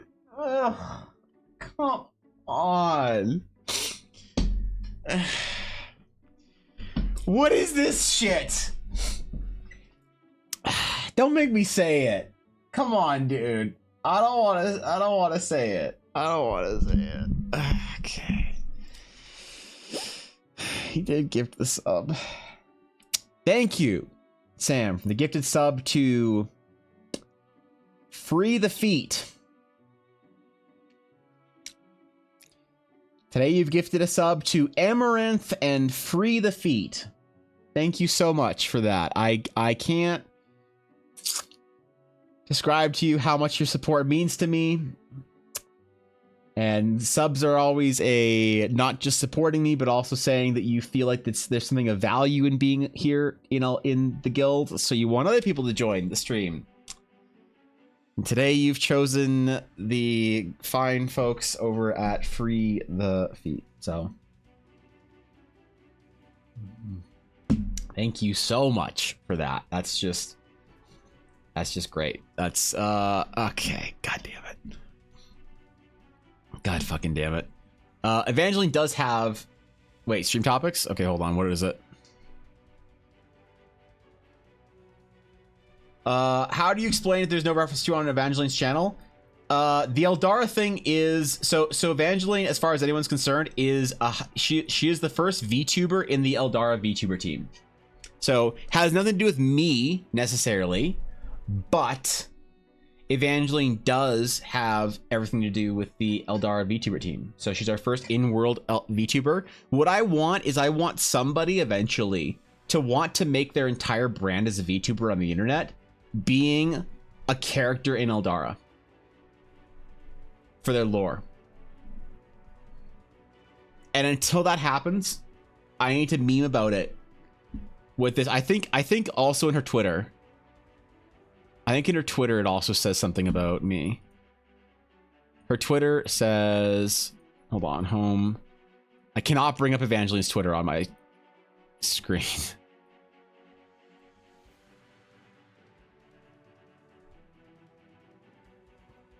Yeah, so her Twitter says the first Realms of Eldara VTuber made by Idoloon. Streamer, artist, professional cat girl, 100% of meme tagging too far. Okay? This will be the only clue anyone ever has. Right here. You can't say I'm not being honest with this. She is 100%. There's no possibility of it being any less than a meme taken too far. So, yeah. I should just repost some of my art on her Twitter. The animation. Anytime I do, oh god. Yeah. New Discord, same Discord. She has her own Discord, but I haven't set it up yet. It'll be set up when the stream starts. So it'll be a whole thing. Yeah. Project Evangeline is going to be my alt channel for when I just want to do some chill drawing for recording or something like that late at night. Oh, and Fishy made Gremlin fan art. Wait, Fishy did the first fan art, I think. I think Fishy has done the only fan art of Evangeline, of anyone. This is the first and only official art of Project Evangeline. Fuck, man. I need to comment on one of Fishy's tweets. Yeah,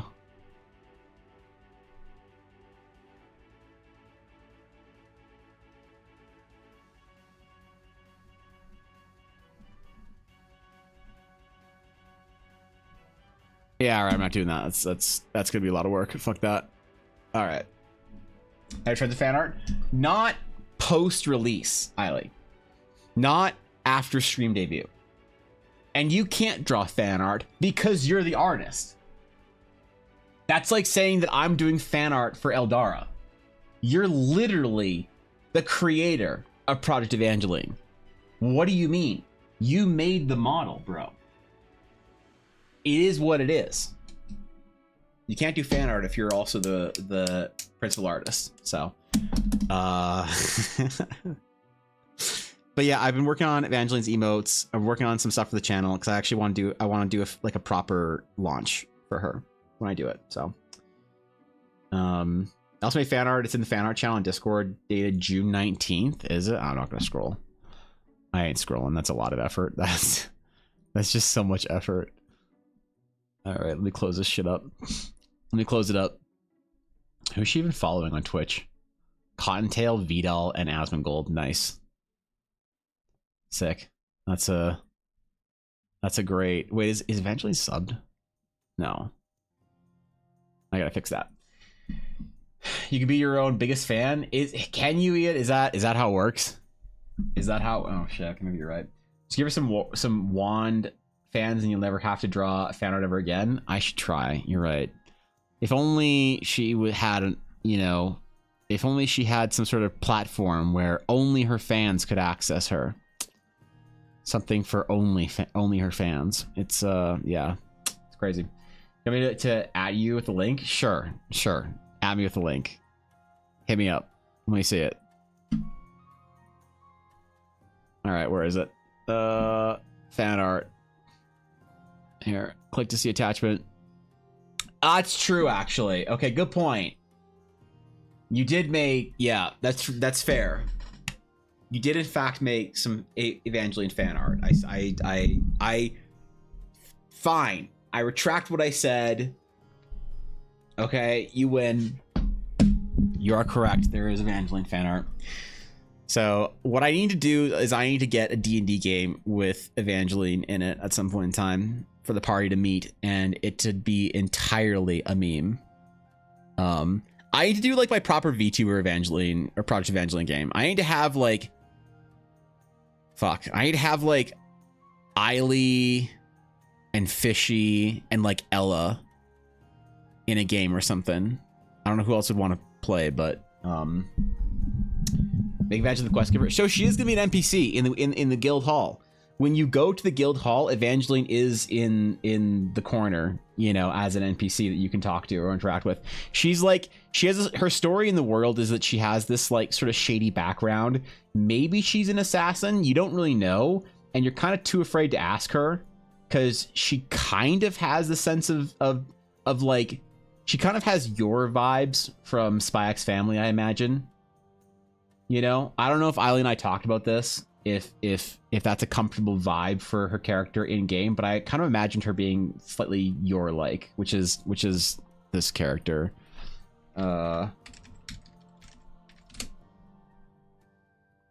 Which is this one. Your. So I imagine maybe she's an assassin, a trained killer. But who knows? All right, what else did we do this year? We did what other art did we make? We did some characters. We did I feel like we didn't really do any environments or anything like that. We did a lot of magic items and shit. What else did we do this year? I did other portraits. Like I did a bunch of portraits I did my VTuber friends portraits. You know who I didn't do? I didn't do Fishy. I did Ashy and I did Ama.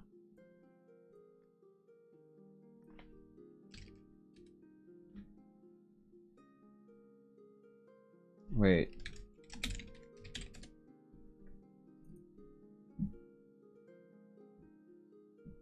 I did Ashy and where's Ama?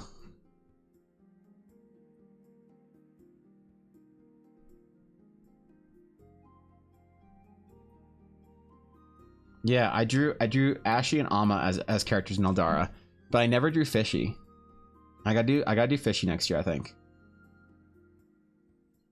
I need to make friends with a male VTuber is what I need to do. She's a criminal on parole, forced to work at the Dragon's Claim.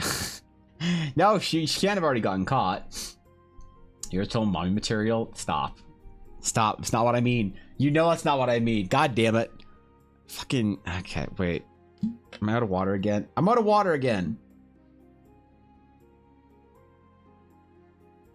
I blame Miley. Hold on, maybe I should make a list.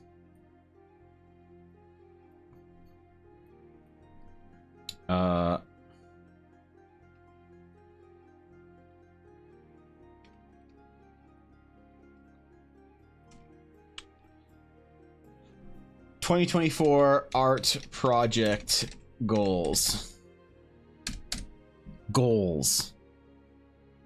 So we need to draw, we need to do the in-game or in-world portrait of Fishelin.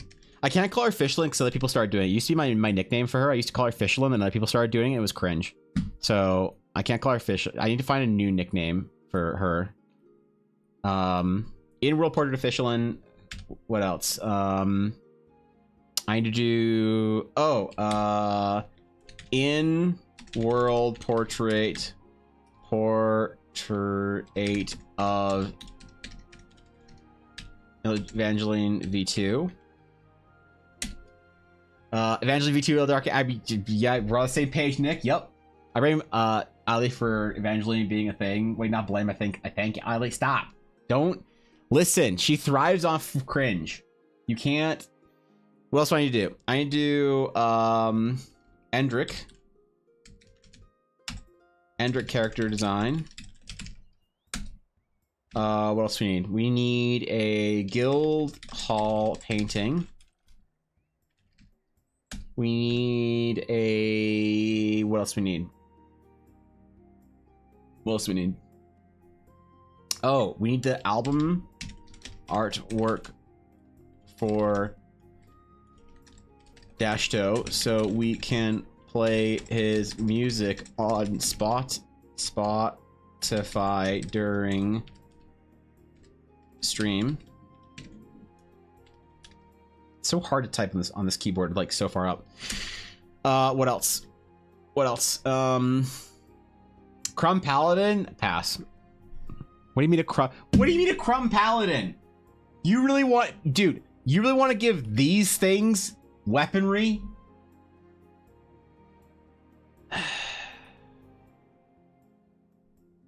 Hold on.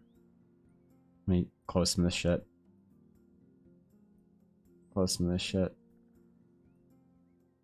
Concept book. Close some of this shit. Finish the crumb art. Okay. What else do we do? Just one as a paladin? Crumb Smite? Stop. No, we're not giving them that much power. We don't want to make them above CR 0.0. We give them Booba to white out weapons. We didn't give them...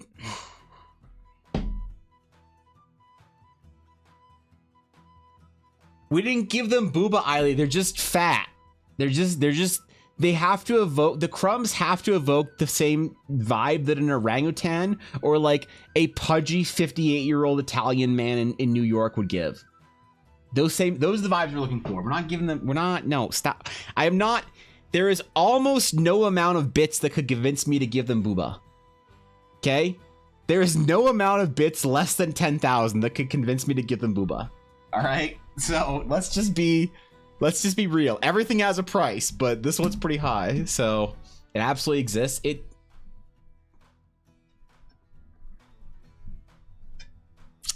I had forgotten about that until just I had purged that from my mind. I can't.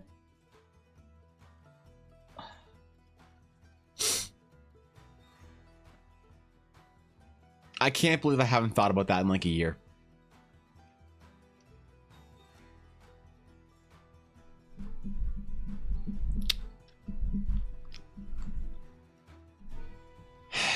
Yeah, I guess it does exist. Yeah, you're right about that. You guys think you want the meme. You don't want the meme. I can show you the meme.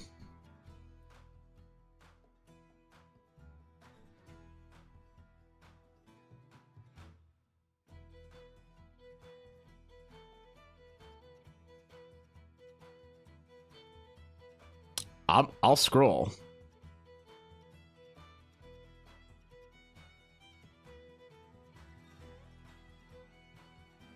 I'm scrolling right to the top, man. It was last year, right? Okay. Y'all think you want Busty Crumb?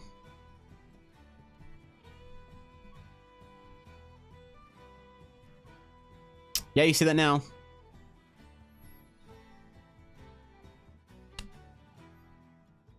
Wait, where is it?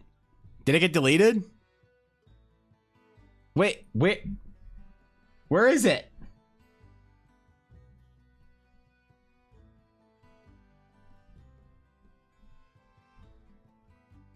The fuck? It's... Did you delete it?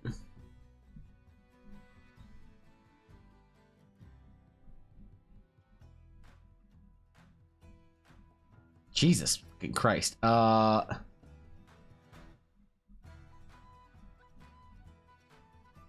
Did you purge it, Eiley? You coward.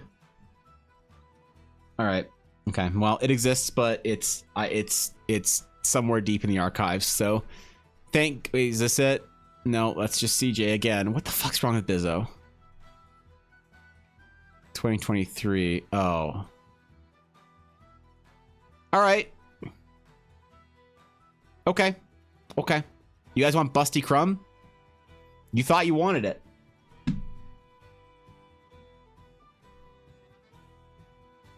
There. Now, all of our days are ruined. Once again, art by Eiley. You guys are sitting here praising her. Okay? You're praising her like her memes matter. And now your days are all ruined. Draw it? I'm not drawing it. Stop. I'm not. You can't make me. I'm not gonna. No. Okay. What else do we need to draw next year? What else do we have for projects? Finish the crumb art. Oh God. Okay. So in-world portrait of Fishelin, in-world portrait of Evangeline, Endrick character design, guild hall painting, album artwork for for Dashto, so we can play his music on Spotify during stream. Because currently he doesn't have it on Spotify, and he won't put it on Spotify until I make him album artwork. So there's that. The other realms would squander our most precious resource. That won't do. Busty Crumb nodders.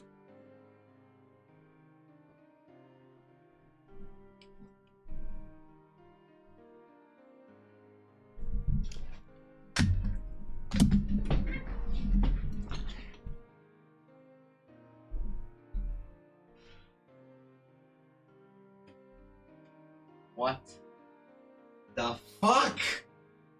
Jesus!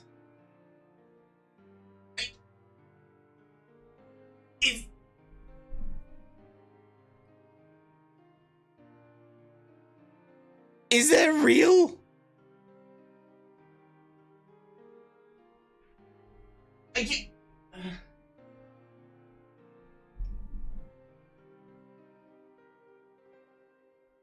No.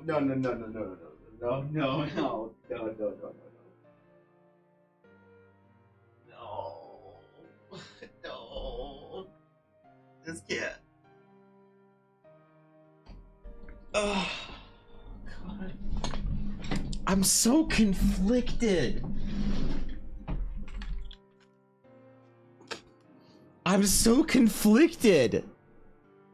Do I say thank you for the 10,000 bits?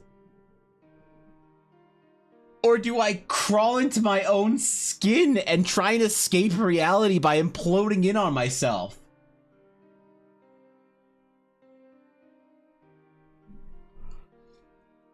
Jesus Christ, Sam, that's a lot of bits. Holy fuck. Thank you for the 10,000 bits. I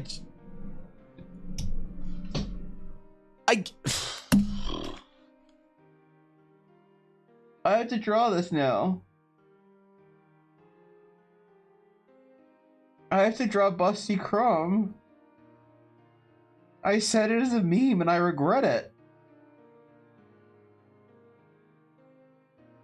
I'm gonna spend like hours on this. What are people gonna think of me? They're gonna think I have some weird crumb obsession. That it's not a meme, that it's some weird fucking self-insert thing into... Oh, God. I'm gonna lose followers off of this. I'm gonna lose followers, okay? I'm gonna lose. It's not. You do understand this, right, Sam? You let 10K was a high bar, still have 80K next to my back. Jesus Christ. Oh, that's right.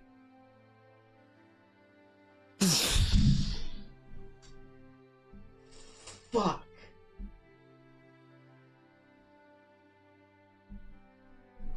Okay. Oh my god. Thank you for the 10K bits. I appreciate it. That's extremely generous. That is more than I could possibly ever deserved as a shitty. Okay. Look. Okay. No, I'm good. This is just a regular day.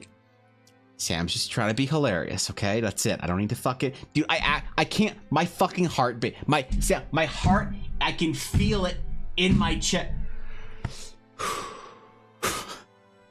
Thank you for the 10K bits. That's a lot of bits. That's a fuckload of bits. What the fuck, man? Gee, okay. All right. Fine.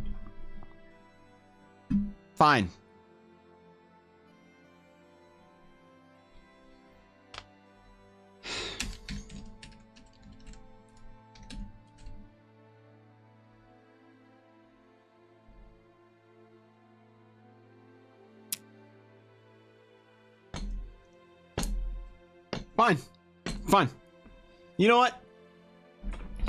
When have I ever turned down a meme? Fine, you know what? 10,000 bits, that's a lot of bits. And you know what? I'll do it. Yeah, I'll do it. I'll do it next week. Probably next week. Most 80% next week, if not the week after. I'll do it. Yeah, I'll draw it. I don't care. I don't care. You think that I have standards? You think I have shame? I shed these things a long time ago. All right? I shed these things. The things I will do for 10,000 bits. All right? Sure. Fine. You want a Busty Crumb? I'll draw Busty Crumb. I'll do it. Fishy, Paleo Sam decided to call my bluff and cheer 10,000 bits for me to draw a Busty Crumb. So that's gonna be something that I have to do. Yep. That's something I have to do this week.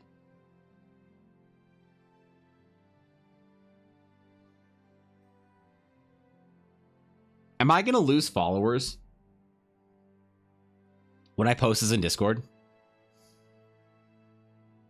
Like, when I post this in Discord, is someone just gonna be like, nah, dude, I'm out.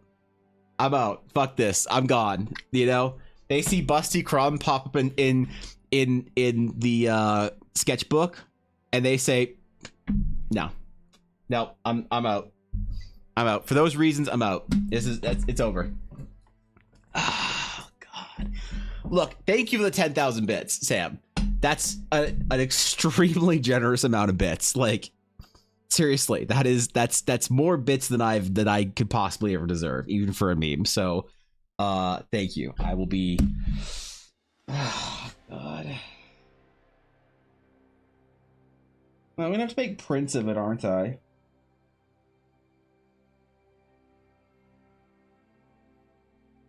Maybe I'll do a print giveaway. I'll do Busty Crumb prints, and I'll do like.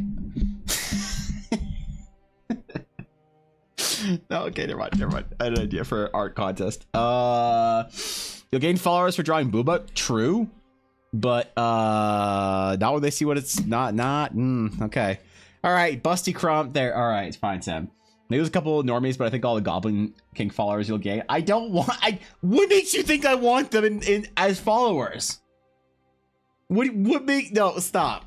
I'm pretty sure everyone that's in the Discord is well aware that degeneracy is baked into things here. What if there's a nice normal person that comes into stream one day and it's like, wow, this is really cool that everybody's talking about D&D. I'm gonna join their Discord. Maybe I can hang out with some people, make some friends that want to talk about D&D with me. And then they see Busty Crumb. New Year's tradition, annual Busty Crumb. I'm not making it a New Year's tradition. Okay? I am not. You can't. There is no amount of bits. All right? Less than 10,000 that will make me draw a Busty Crumb. All right? It's been memed into existence once. But next year, it's not going to happen. These are some pretty good crumbs, though. I'll admit. These are some pretty good. These are some great crumb artworks. Look at this shit, man. Crumb with a leaf. Judgmental crumb. Okay, dude. All right. Okay, dude. Listen. Fucking Gamello thinks he's funny. Yep. Well, that's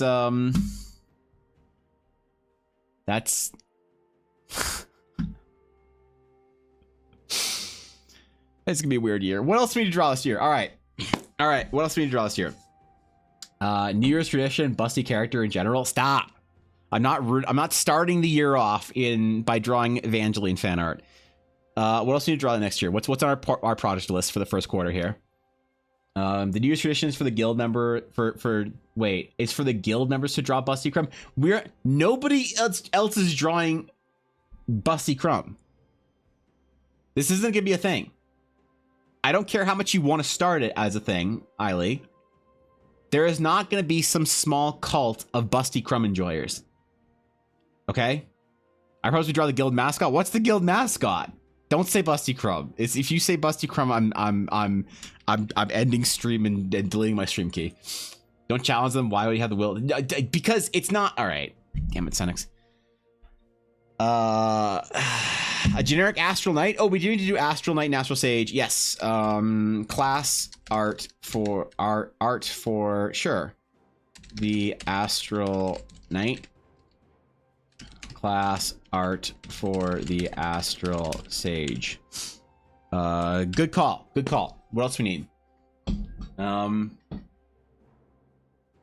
busty dragon? No, we're not drawing any. Nothing is being drawn that's busty. Okay, that's not.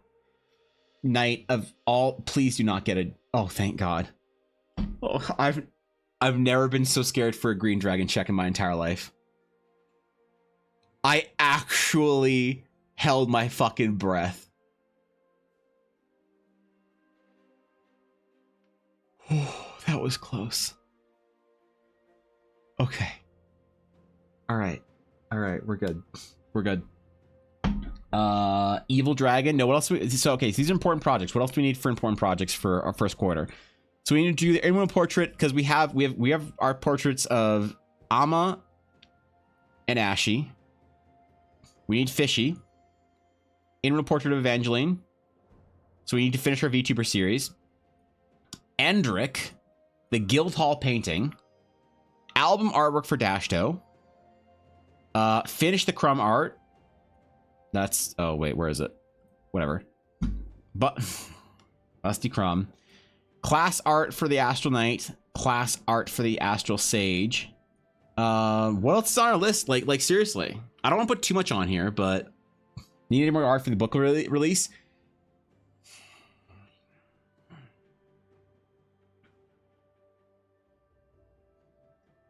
So the book will be the first adventure. Will be adventure 1. For Horizon Adventure 0, I don't think so. What do we need actually for Horizon?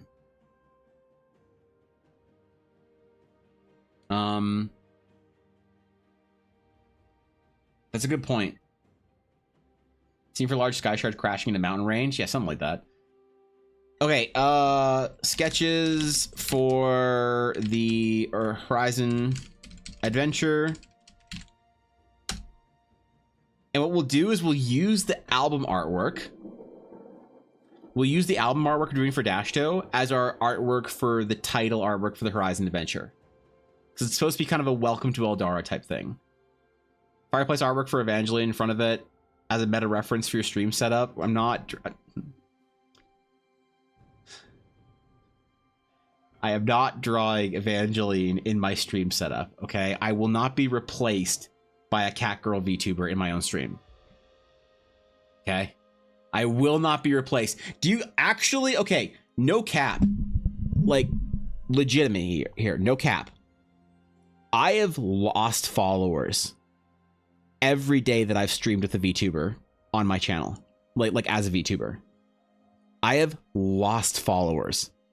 That means that like overall, so my net for that day would always be in the negatives, meaning that if I like do a Halloween stream and I'm in like VTuber mode and I gain 3 followers, my net for the day is like 0, which means I lost 3 as well. So people have come to my stream and said, fuck this shit, I don't want to watch Evan anymore, I'm unfollowing, and they just unfollow. So I'm terrified, all right?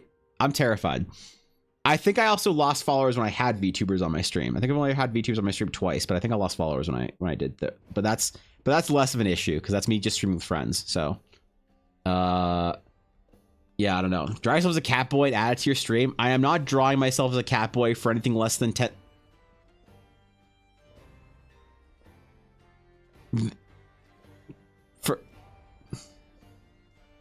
I like don't want to put a mean price on that. Never mind. I'm just not drawing myself as a cat boy. Okay. You didn't lose followers. You called the week. Is that how it is? Okay. What else do we need for our first quarter? People do not like VTubers. People hate VTubers. Apparently people hate VTubers. I don't know. People D&D nerds don't like VTubers for some reason. So, no, it's just look, if somebody comes into stream and they have so little sense of humor they can't tolerate me being a cat girl for one day, then I can't help them. I just can't help them, you know. You can't save somebody from their own lack of a sense of humor at that point. All right, so we need to do in-real portraits, continue our VTuber series. We need to do Endrick, guild hall painting, album artwork for Dashto, which is also gonna be our Horizon artwork, finish the Crumb art, other Crumb art, Thirsty Crumb art, class art for our Sage and our Knights, so we can release those. We'll figure out which one we're going to do first, the Knight or the Sage, and release that one. Then I think we have to do the Sage first, because the Knight is more specific than the Sage. The Sage is more general. I want the Sage to come out first. Sketches for Horizon.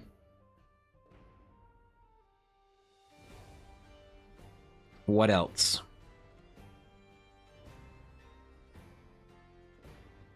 Oh,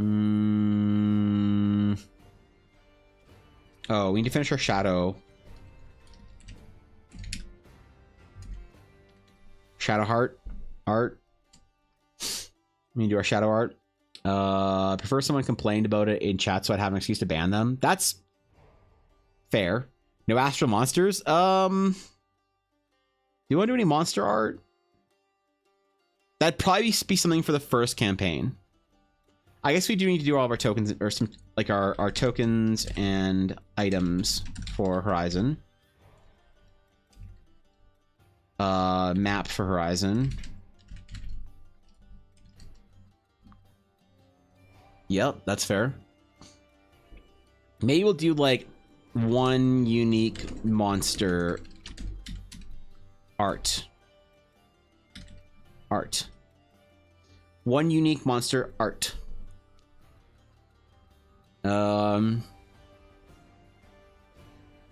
Much like Peepo Lick, I'm removing that from the fucking. We're just removing Peepo feet. Would the astral monsters be aliens? Maybe, I don't know. Monsters that are in tune with the astral aura.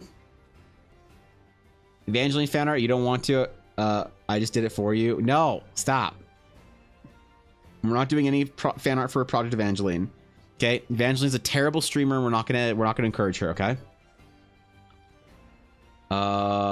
Leave him or I'll cry. You'll cry no matter what, Fishy. What do you mean leave him or you'll cry? You'll cry if I remove him. You'll cry if I don't play League. You'll cry if I do play League and then you get ganked. Like, that's not a. You literally have an emote of you screaming and crying. You will spam that emote no matter what. Leave me alone. All right, sorry, my bad. Yes, ma'am. What else we need, man?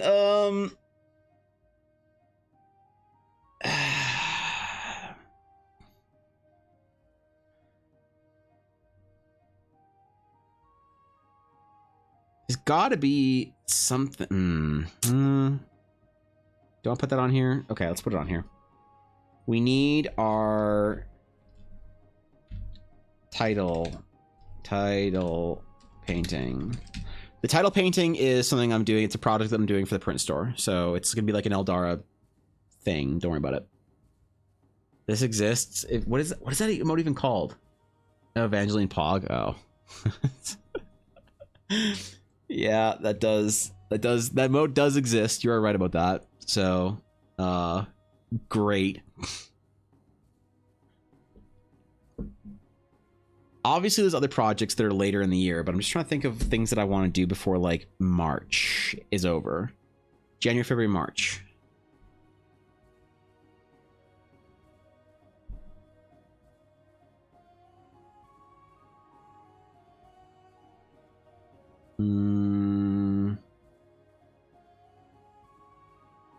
Assets for the Eldara live play. So that'll be also part of the Horizon Adventure. Because the first live play game will probably be the Horizon Adventure. I'm probably gonna try and find some friends to do that with. And I don't know. I don't know who, like, I need a group to play that with, but I just don't know what to do about the live play thing. It's so complicated. Live play is like really trying to find like players that can fit for that, and then all get them together at the same time. I have a couple of friends that would probably work for it with it, but I don't know. Maybe Horizon's a bad idea because it would spoil it for people. Maybe no one cares if it's spoiled for them. Would you guys like to see the Horizon game? Like if I did a live play game with like Fishy and some friends or whoever wants to do it or whatever, if I just drag some of my VTuber friends into it or Ella or whatever, would you guys want to see the Horizon adventure DM'd by me, or would you want, would you rather play through the adventure on your own and not spoil it? What do you think is like more interesting? Get a group of people with no responsibilities or adult lives. GG. Eiley, do you want to play D&D with me? Yeah, is your VTuber model finished?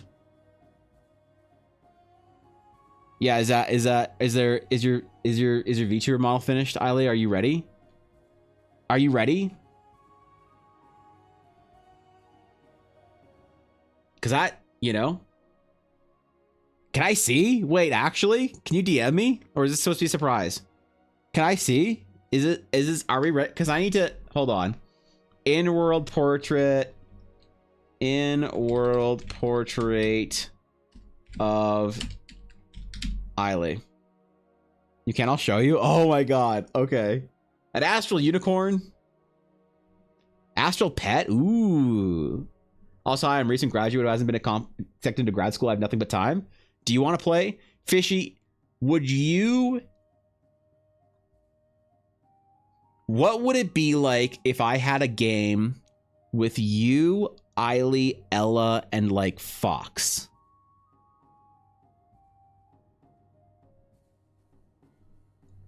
Who would be the group mom in that? We need a group mom. We need like Viddy to be group mom, because I can't think of a single person in that group that's responsible. We need somebody to be group mom. All right, in DMs. Okay. Wait. I know I can't show us on stream, but I'm actually so excited. Okay. All right. I'm gonna click it.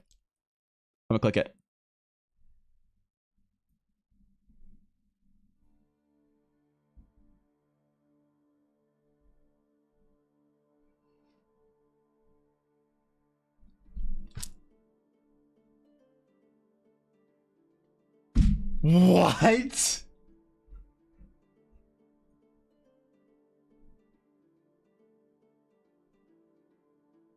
Eiley, what the fuck? I'm so impressed. Oh my God. Holy shit. Holy shit. I'm so impressed. Yeah, okay, all right, okay. I'm doing art. I'm doing fan art. I'm doing it. Okay, we're doing it. I don't care if people said John's fancy, but I like my stuff more simple. No, she's perfect. She's perfect. All right, I can't wait. Ali. I'm gonna do art for you. Please don't make me be the group mom. I will do it if I have to, but I hate it. So you're the gremlin. Fox would be the Furby. Eiley would be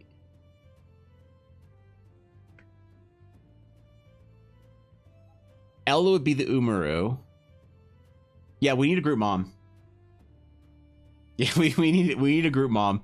I need more VTuber friends that aren't yo, anyone got any VTuber friends that aren't a gremlin? Anyone have a VTuber friend that they could introduce me to that isn't a gremlin? Is that possible? Is there any non-gremlins out there? Ashy Part isn't gremlin. She's 5-head. Ashy is absolutely a gremlin. Ashy and Amma, Fishy, Fox, every VTuber I know is a gremlin. Maybe not Ulner. I don't know. Is Ulner a gremlin? Maybe not Ulner, actually. Okay. Like Loon can be murder hobo. Yep. What? Oh my god. Okay, I'm so impressed, Eiley. I'm actually so impressed. I'm excited. I'm gonna do art for you. I don't care what you say. I'm gonna make art, and you can't stop me. I went through the last time he DM'd from. Wait. What did I suffer through? Okay, I'm confused. Ashy's the 5-head. That's maybe it's true. Pretty new here. I'm definitely not a gremlin. Are you VTuber, Shine Dagger? Are you VTuber? Are you Wait, are you not gremlin? Hold on, let me see. First impressions: gremlin or not gremlin? Let's see. Gremlin or not gremlin? Wait, you look like a well-adjusted human. Not gremlin? Elven druid? Non-gremlin elven druid. Holy shit. I'm gonna follow you, alright? Okay. Yeah, I'm gonna give you a follow. If you don't mind. I'll evaluate gremlin myself. Alright. We got gremlins here. Apparently we have the group adult. The party. That was Loon beating up that kid. Oh, she did beat up a kid. Okay, Eiley, if we play D&D on my stream, can you please not abuse any children in game? Can I have some assurance that you won't abuse children in the stream game? Like, it shouldn't have to be asked for, but this is the world we live in. If you don't mind. Don't know if you've seen it by Pro's Astral Pet options. Oh, I didn't see those. What were they? Hold on.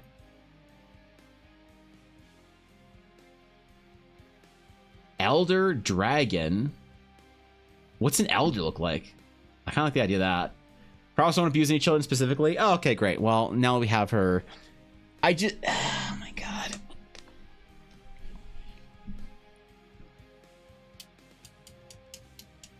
This would be a really bad game, wouldn't it? Wouldn't it? If for some reason I had Fishy and Eiley in the same group, this would be a really bad game to stream on Twitch, wouldn't it? This would be like a getting canceled speed run any percent.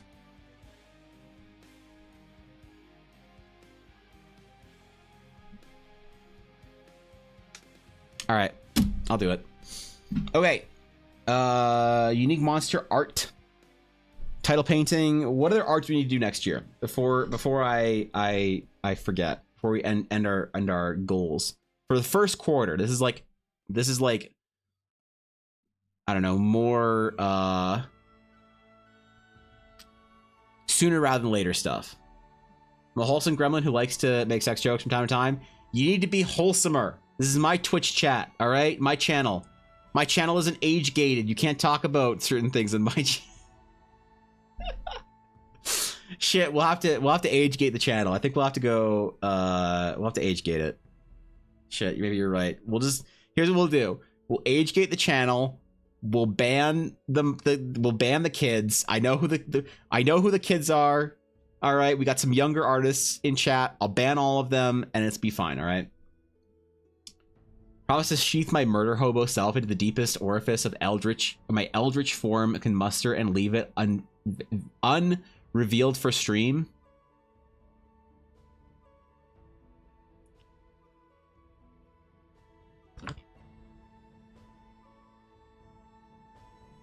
Okay. Great. Thank you. That's there. You could have worded that in a way that didn't use the word orifice.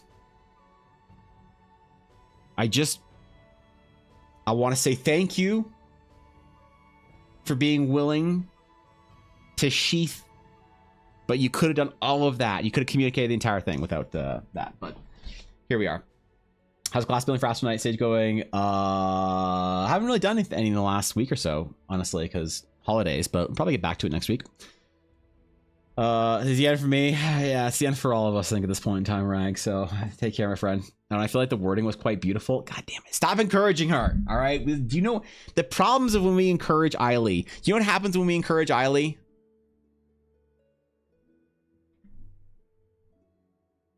This is what happens when you encourage her. So, all right. Astropets, I can't propose undefined ideas such as solar salamander. Wait, we need to make a compendium of this. An important word that isn't used enough, though. Stop. Goddamn. All right. Would you guys? So okay. So sorry. Would you guys want to see? I didn't see many votes. Would you guys rather see the would it be okay if I had like a spoilers ahead kind of thing, and then we make a small video series about it? Like we'll try and get it done in, because the problem is I don't know how many days I would want to ask them to play the game. Like how many weeks. I don't want to ask like 4 or 5 people or whatever to come play with me every week on stream for like more than a month or 2. So that'd be like a 6 session type thing. I could probably get people to maybe commit for 6 sessions.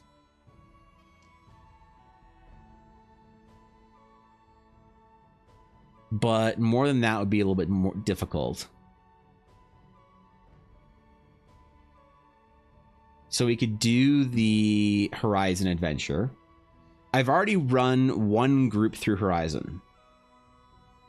I'd want Ella to play her Astral Sage or Knight, one of the 2. I'd want somebody to be playing an Eldara specific class. Everyone else can play whatever they want, but I'd want one person be playing a Sage or a Knight. What's happening in chat, Evangeline's chat? Why? Can you fucking unsub Blaze? Please? Wait, am I her 3rd sub? Hold up, one sec. Am I her 3rd sub?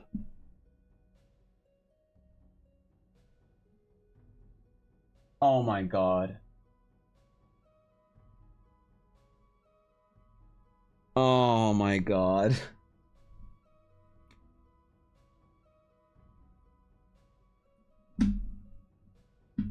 This is pathetic.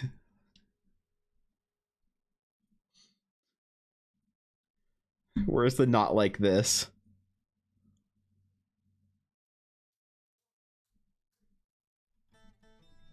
I'm the 3rd sub. Stop it, Twitch. I'm the 3rd fucking sub. Oh, okay. All right. Anyway, when would start first semester of grad school's fall? It'd be in like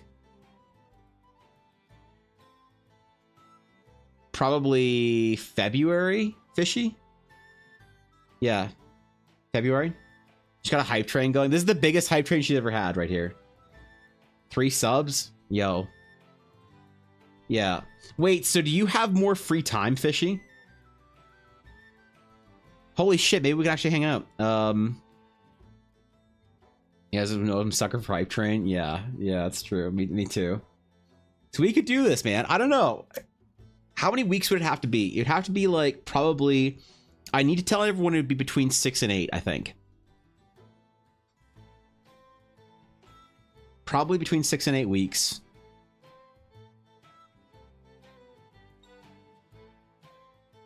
We could do it. I'd want to get a group together to play a little bit of D&D beforehand, though. So that it's not the first time playing D&D together on stream. You know what I mean? So I'd have to ask them to play D&D for a week or two beforehand to play a little quick one-shot I want to do. And then after that... Oh, fuck. There's so much D&D.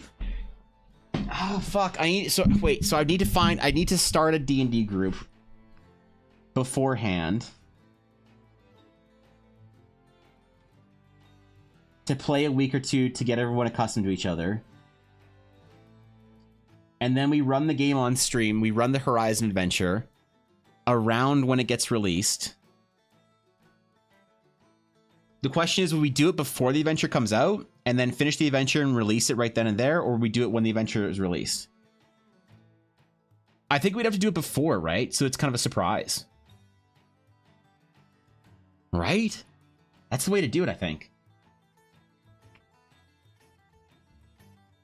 Can we also do like more than once a week? You all right, we're doing it D&D every day until the adventure's done. Every day, every fucking night in a row. We're just straight steamrolling right through it. Let's go. We're gonna get through this adventure in 6 days. 1 week of D&D. I don't care if anyone's got nothing but free time. We're done, man. We're out of here. Yep, we're done. Gotta just finish by 7 p.m. Okay, that's also a good question. When we wanna play, we better do a morning or an evening game. Ooh, I feel like evening games would be better.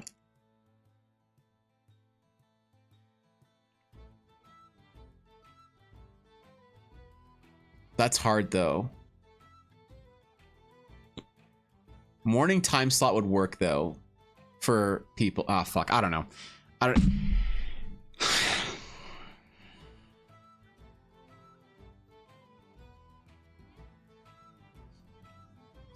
Sam, would you chill? As just a personal favor? That would be fucking great. If there could be some chill. That would just be exceptional. All right? That would be... Okay, anyway. I'm getting this on the fucking screen. Okay. 2024 art goals. Okay, so... For the first quarter, we have officially, these are our only art goal. I won't chill for less than 10k bits. All right, goddammit. In-world portrait of Fishelin. In-world portrait of Evangeline, version 2.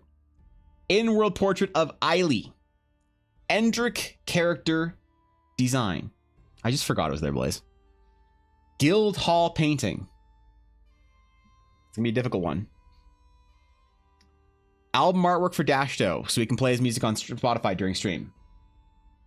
Finish the Crumb art.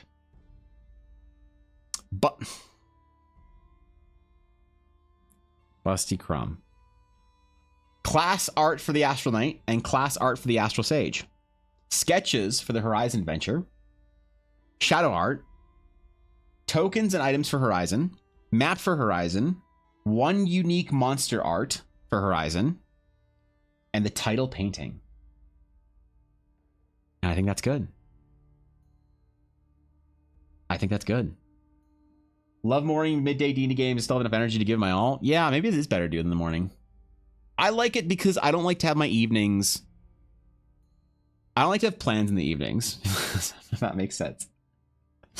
I hate evening plans. I don't know about you guys, but I love having nothing to do in the day or during the day and then having... Okay, Steve, thank you for the Prime on Evangeline's channel. You should prioritize the list. I don't want to prioritize it, Fishy, because I never know what I want to work on. And I want to give myself more of a list of ideas of what we're going to do. And then have loose priority based on like whatever I'm feeling that day kind of thing. You know, that's kind of where the reason why I want to get a goal list and not like a timeline or whatever. All right. Save as commit. Save as 2024 project goals. Okay. Cool. Also, to produce more than just art for Ella's characters next year. And Evangeline. So I think these are the best pieces that I did last year, and they were all art for Ella. Excuse me. Whatever is calling to you? Yeah, alright. Yeah, that's like the best way of putting it, I think. Yeah, you're right, Dagger. Having easier also or earlier also helps me keep from falling into an Uber degen schedule. Oh, that's true. Wait, Monday morning. It would be at like 10. That's pretty early, isn't it? That's like unfortunately early for some people. Yeah. Wait, didn't you say that Monday morning would work? Wait, what? Hold on. Or did you say anything but Monday morning? Oh, midday. Okay, I see. Midday morning would work for me. Okay. I just read, I don't know, my brain read that as Monday. I was like, yeah, wait, don't you do a D&D game? Yeah, okay. Never mind, we're good. All right, we'd find a day. I don't know. 10 of times like noon your time, Fishy. Yeah, it is. Are you're Eldara and Evangeline V1 and V2 going to be the same character, or would they be two separate people in the universe? Probably just different artwork of the same character, you know, with more like I try and maintain a bit more of an for my VTuber friend fan art. I try and bridge the gap between my art style and anime a bit. Right, so I try and like keep respect to their anime origins, but I try and keep it somewhat more into my style versus like the character designs that I have are probably a little bit less anime than average. Maybe, I don't know. I don't think my stuff's very anime. It's not realistic, but it's not anime. My style for these kind of designs kind of fits somewhere in the middle. I don't know. V2 is her magical girl self. Oh, all right. Well, there's that, I guess. Yeah, thanks. Remember that Eiley is in a different time zone? Eiley is in a different time zone, but if there's one thing you need to know about Eiley is that her sleep schedule is whatever she decides it is at any given point in time. So, what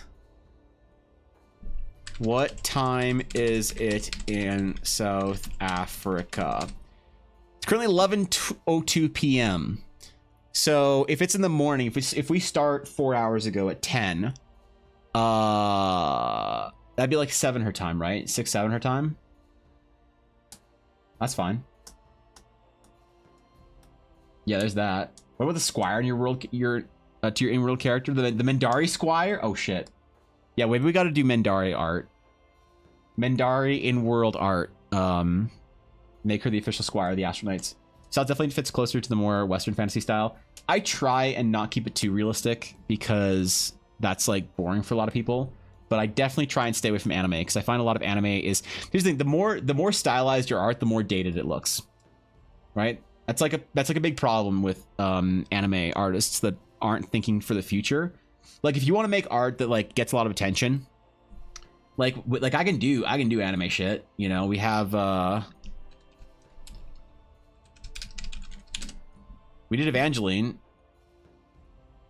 You know, like I can do this shit. But the problem is that the more stylized your work, the more it'll get the faster it'll be dated. And if you want your art to be something that lasts or has usefulness beyond like a 10-year period or a 20-year period, and I'm trying to create concept art that I can use and reference for my world for a long time that doesn't look dated in 20, 30 years. Obviously, it'll be bad because I'll be much better, hopefully, in 20 or 30 years. But, yeah. The problem is that the more stylized you do, the more anime you do, the less relevant your art's going to be, which is like not something that I think a lot of artists think about when they start drawing anime or cartoony shit. Like the Critical Role fan art style right now is going to look so bad and dated in 5 years. Not necessarily bad. It's gonna look dated, which to me is bad. But like this stuff, like this, like really, if you just search Critical Role fan art, this like very cartoony Nickelodeon-y kind of stuff. This is going to be so obnoxiously dated, faster than people think. You know, versus something that's a little bit more comic booky, a little bit more closer to the realism. I can't find the, you know, this is like slightly less stylized. This is like slightly less stylized. I mean, sorry. Anime stylized. But yeah, it depends on what you want out of your work. If you want longevity or if you want popularity. So anime art especially has changed over time. Yeah, people who don't think anime art has changed a lot, it's like, look at like Clannad.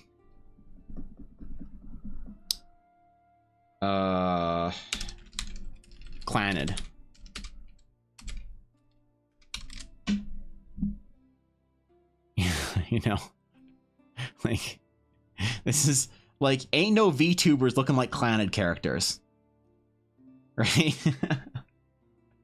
Ain't no VTubers out here looking like Clannad, right? Even like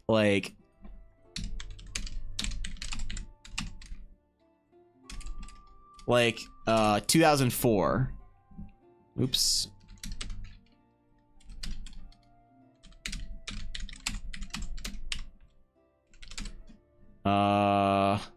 Even like 2004 art, anime art, right? Doesn't feel all that long ago for a lot of people. Like Haruhi doesn't feel like that like an ancient piece of anime, and yet the art style is like super dated. It's like aging profusely. And so just know that whatever anime style you do, or like more around 2010 was like Orimo or something. Yeah, I think this is around 2010. Whatever anime style you're doing now, in 10 years is going to look very dated. But, you know, if what you care about is social media, then you should do stuff that's popular right now, because no one cares what your art looks like in 2 minutes. It's only what it looks like right now, so... And a cat girl should be the receptionist of the guild. Yeah, 2004 is 20 years ago. Yeah, it doesn't feel that long ago in the history of anime, though. Draw the employees, the Dragon's Claim. There's employees. There's like a guild master and the guild mate or something. Older anime is a bad habit of eyes too far apart. But like, here's the thing: like 90s anime has kind of come back. The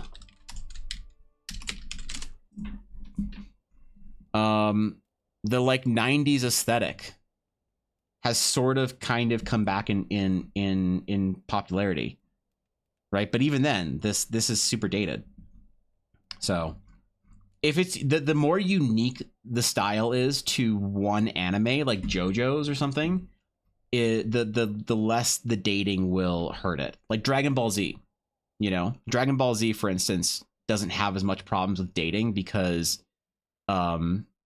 it's just so unique. It's just had its own thing going for all this time. The what is it? Toriyama artwork? I don't remember. This character is the anime version of this character.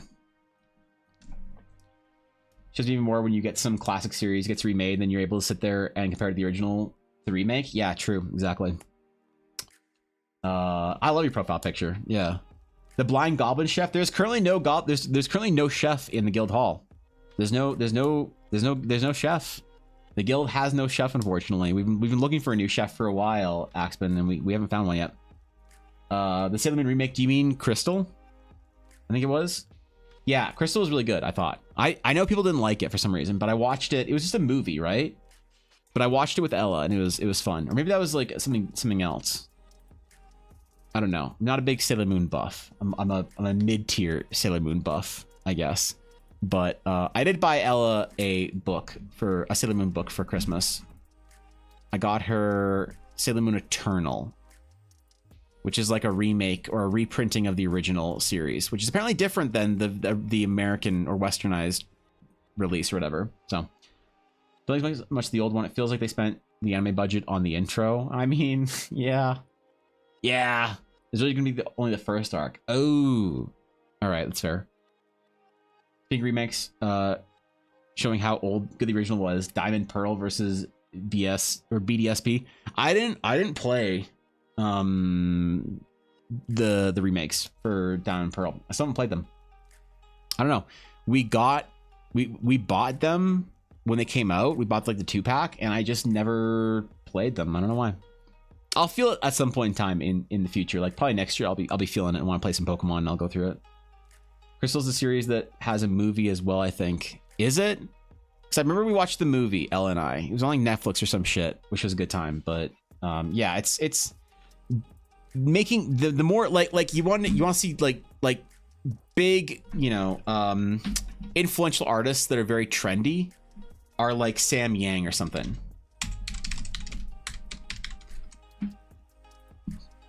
Right, you take like, and this isn't a bad thing. This isn't a knock on Sam Yang. He's just a really good example.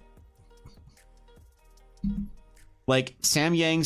The reason why Sam's so good is because he has the color theory of a classical painter, but he has the art style of like, you know, this like anime shit or whatever, which is pretty cool. Like a pretty cool blend and a lot of like really interesting texturing. But like Sam's art style is very trendy.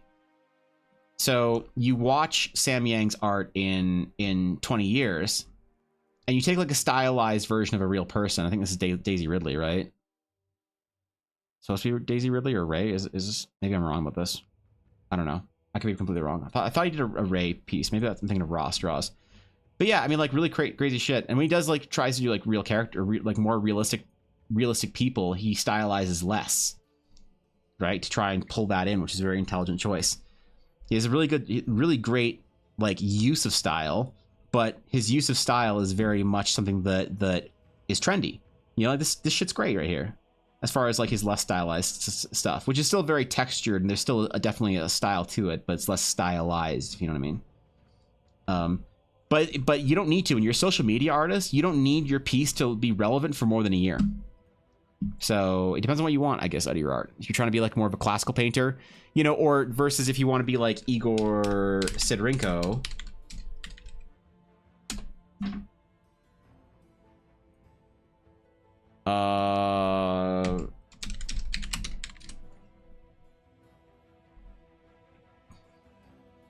Right, if you want to paint like Igor Sidorenko. Hold on, is this open image, a new tab? You paint very classically, but the thing is, this art is going to look good in 50 years. It's not going to be dated, because it's designed from all perspectives in the classical way. It's the reason why Frank Frazetta is still relevant. The second time is items downstream topics. Oh shit! All right, Senex. Might check that out tomorrow before we do our items for the day. But thank you for the 50 bits, though. Holy shit! Thank you, dude. Well, the chibi model didn't know like how the Pokemon had followed you. Also weren't chibi. Wait, they weren't also chibi? That's weird. Other art, I feel really bad though. So much of AI directly rips their art. Yeah, because it's what's popular on social media. The AI models pick what's popular on social media, and there you go. You know. So yeah, like this is my aspiration eventually. Eventually, I want to get back to classical painting, because I think that for me personally, I think classical painting will always be more meaningful to me than stylized stuff, which is why I'm still fairly stylized, right? I'm not at all like realistic or like whatever, like we're doing here. But one day I will choose to step more into the classical style, which is harder. Like it's way harder to learn to do this than it is to learn to do anime, which is unfortunate, because a lot of artists choose not to take the classical path simply because of the challenge. But that's, you know, the masters that are the best at both can do both, right? Like you see like Miyazaki do like realistic art instead of anime. It's actually crazy. But yeah, this is the kind of stuff that I think is relevant in 50 years, which if you're trying to create a piece of art that's relevant through a franchise, you know, like you look at Ralph McQuarrie's art, for Star Wars.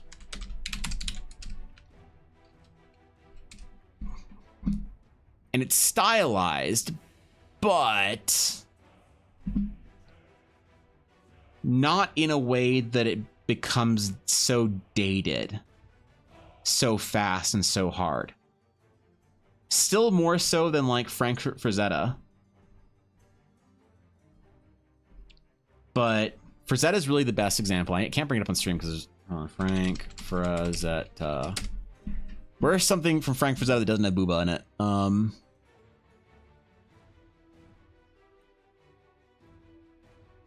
Right? Like Frazetta's art still looks good. Even though it's older than, you know, anybody here probably. 1976 was this piece. I don't know. There's a couple boomers in chat. I love you guys for it, but this is older than most people on Twitch. And it still looks good though, because it's still relevant. Like if this was early concept art for something, it would still be relevant today because it still looks good. It doesn't have a lot of dating to it. It was very indicative of a certain time period because it reminds me of all the sci-fi books my mom read growing up. Yes, but it doesn't age as hard as... So what ages harder? Okay, hold on.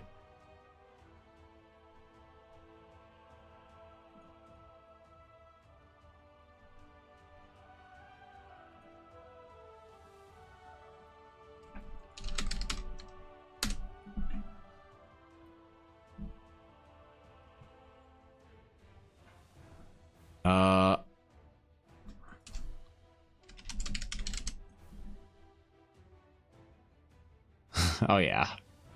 Oh yeah. Okay, this is oh yeah.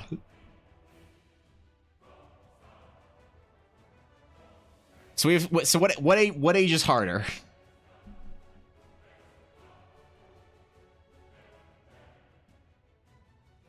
Open link in new tab, open image new tab. 404, what the fuck? All right, whatever. What age is harder? This or this?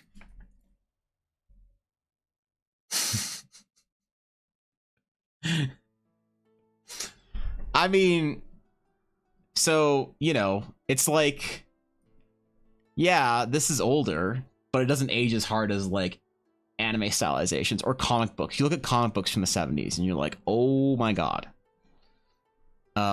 It's indicative of a time, but it doesn't age as hard.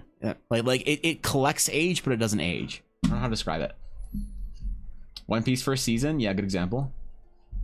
Just very cemented in time period. I don't think that's a bad thing though. I understand what you're saying though. It doesn't age as hard though. Also using genre defining art with Star Wars, right? I don't.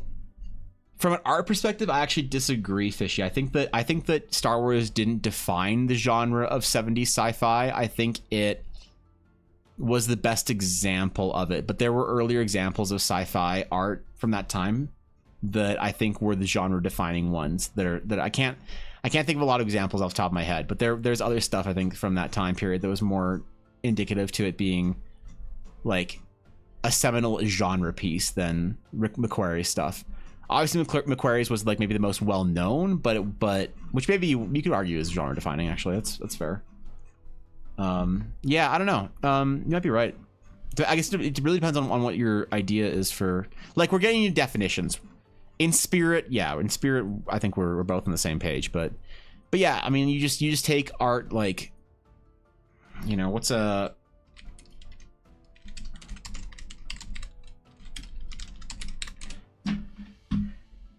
It's like the art that looks good. You know, what's really great art from like Star Rail. Right? Like, this is beautiful. I love this piece of art. I don't know who the fuck this is or who the fuck this is, but they're important characters from Honkai. I know that much. You know, Close Encounters is a good example. Yeah, Moose. It's like this versus this is going to have a very different effect in 20 years. And so it's like, this is not the fact that this lasts longer does not make it better. But if your goal is to create a franchise that lasts long and has a long lifespan, you want to avoid a lot of concept art that dates things to being very beautiful and trendy to the 2020s or whatever. You want to try and work within. It's why when you look at concept art, there's a lot of like matte painting and shit like that. So it's why concept art doesn't use an anime style. It kind of uses a bit of a stylized digital classic painting amalgamation. This is, to be fair, this is more classical like in style than most concept art for most video games right now. So this is kind of the extreme example because it's trying to be biblical, it's trying to be classical, which is why it's one of my favorite pieces of art that it has been made in my lifespan. I think this is one of the great. Like I spent like $300 on an extremely high end print of this, which I want to put up at some point in time. But getting it framed is going to be like $500, so I'll have to do it at some point. It's currently rolled up in my closet, all like safely packaged in paper and shit. I think this is one of the most important pieces of art because it's so classical in theme, in mood, in tone, in color, in whatever. But it's like awesome and fantasy and cool. So. Even just like the shapes and forms of the characters are so like Baroque and I don't know. I don't want to get pretentious and start analyzing art on stream. No one gives a shit about that. But whatever. It depends on what you want out of your art, I guess. If you want it to be more popular and more relevant right now, or if you want it to be less popular, less relevant right now, unless you're extremely good, but have more of a lifespan, I guess. But yeah, Close Encounters is a good example of what I'm talking about.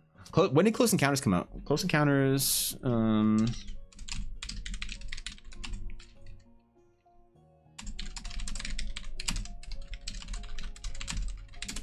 was 77.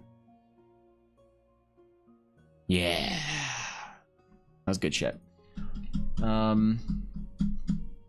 No disagree. I just my question is more centered around the Star Wars art. That's fair. Yeah, I mean McQuarrie is more stylized. You could also so to sort of argue against myself, Fishy. To be fair, you could also argue that McQuarrie's art is along the same lines as like, remember how I said the more stylized an anime is, the less it ages, like JoJo's or Dragon Ball. You could also argue that McQuarrie had a unique enough style that it's unfair to say his art ages or not. So. Oh, Ashy, a 5. Oh man, you don't get shit in your loot box. Oh no, I'm sorry, Ashy. 100,000 channel points, and all you get is a 1-star. You get in your 10 pull, you get a 1-star worst Honkai character. You get a 1-star.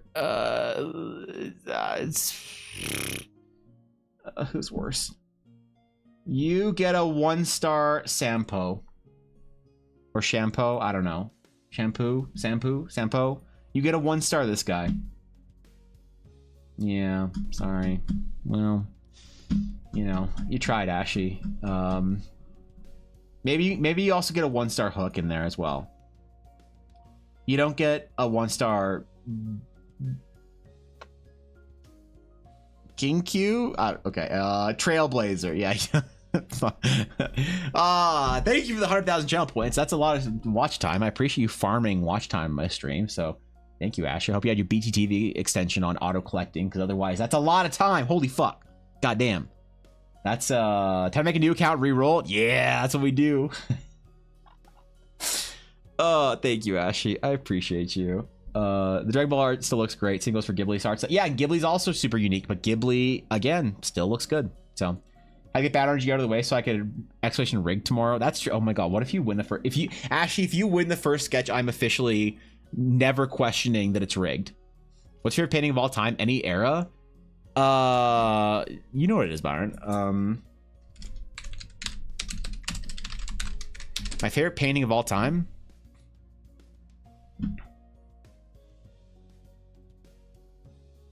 Where's the biggest example of it? Ooh, that's good. Oh yeah. The Night Watch by Rembrandt. This is my favorite painting of all time. I love it. I love it. I love how you can zoom in on each individual character's face and get a different meme out of it. Right? You can make each one into an emote. I love it. I think this is my favorite painting of all time. I'm pretty sure it is. I'm fairly confident anyway that it is, but maybe I don't know. Maybe it probably changes throughout your life. But I think that's been my favorite for a long time. So, Paper Bros is making new accounts to reroll until you get a good one. Oh no, is this a thing? I'm not a gacha player, so I don't know. I handle my emotional damage through irresponsible spending and trading cards, not video games. So I don't know much about the gacha scene. I don't play those games. I only secondhand hear about them through Blaze, which is great. So, remember the art of the movie Heavy Metal was talked about a lot at the time. I don't remember why, outside of the fact that theaters would put up movie posters. Yeah, I mean, Heavy Metal was pretty important, I think. I saw Heavy Metal really young, and I've watched Heavy Metal throughout the years multiple times as like I've grown up. I haven't watched it probably in 10 years, but like into my early 20s, I was the last time I probably saw it. That was an important movie. There's probably there's a lot of scandal around it, you know. Garth, what would you like feedback for? Fan art channel, you have time? All right, we're doing some feedback. Garth spent 10,000 channel points. It's the last thing we'll do today, all right? Fan art. We need some art feedback for fan art. Okay. Since Evan didn't want to put Evangeline in the setup, I did it for him.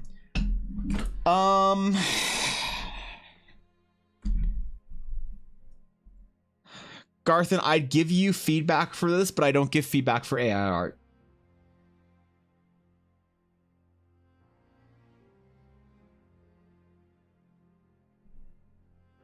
Yep.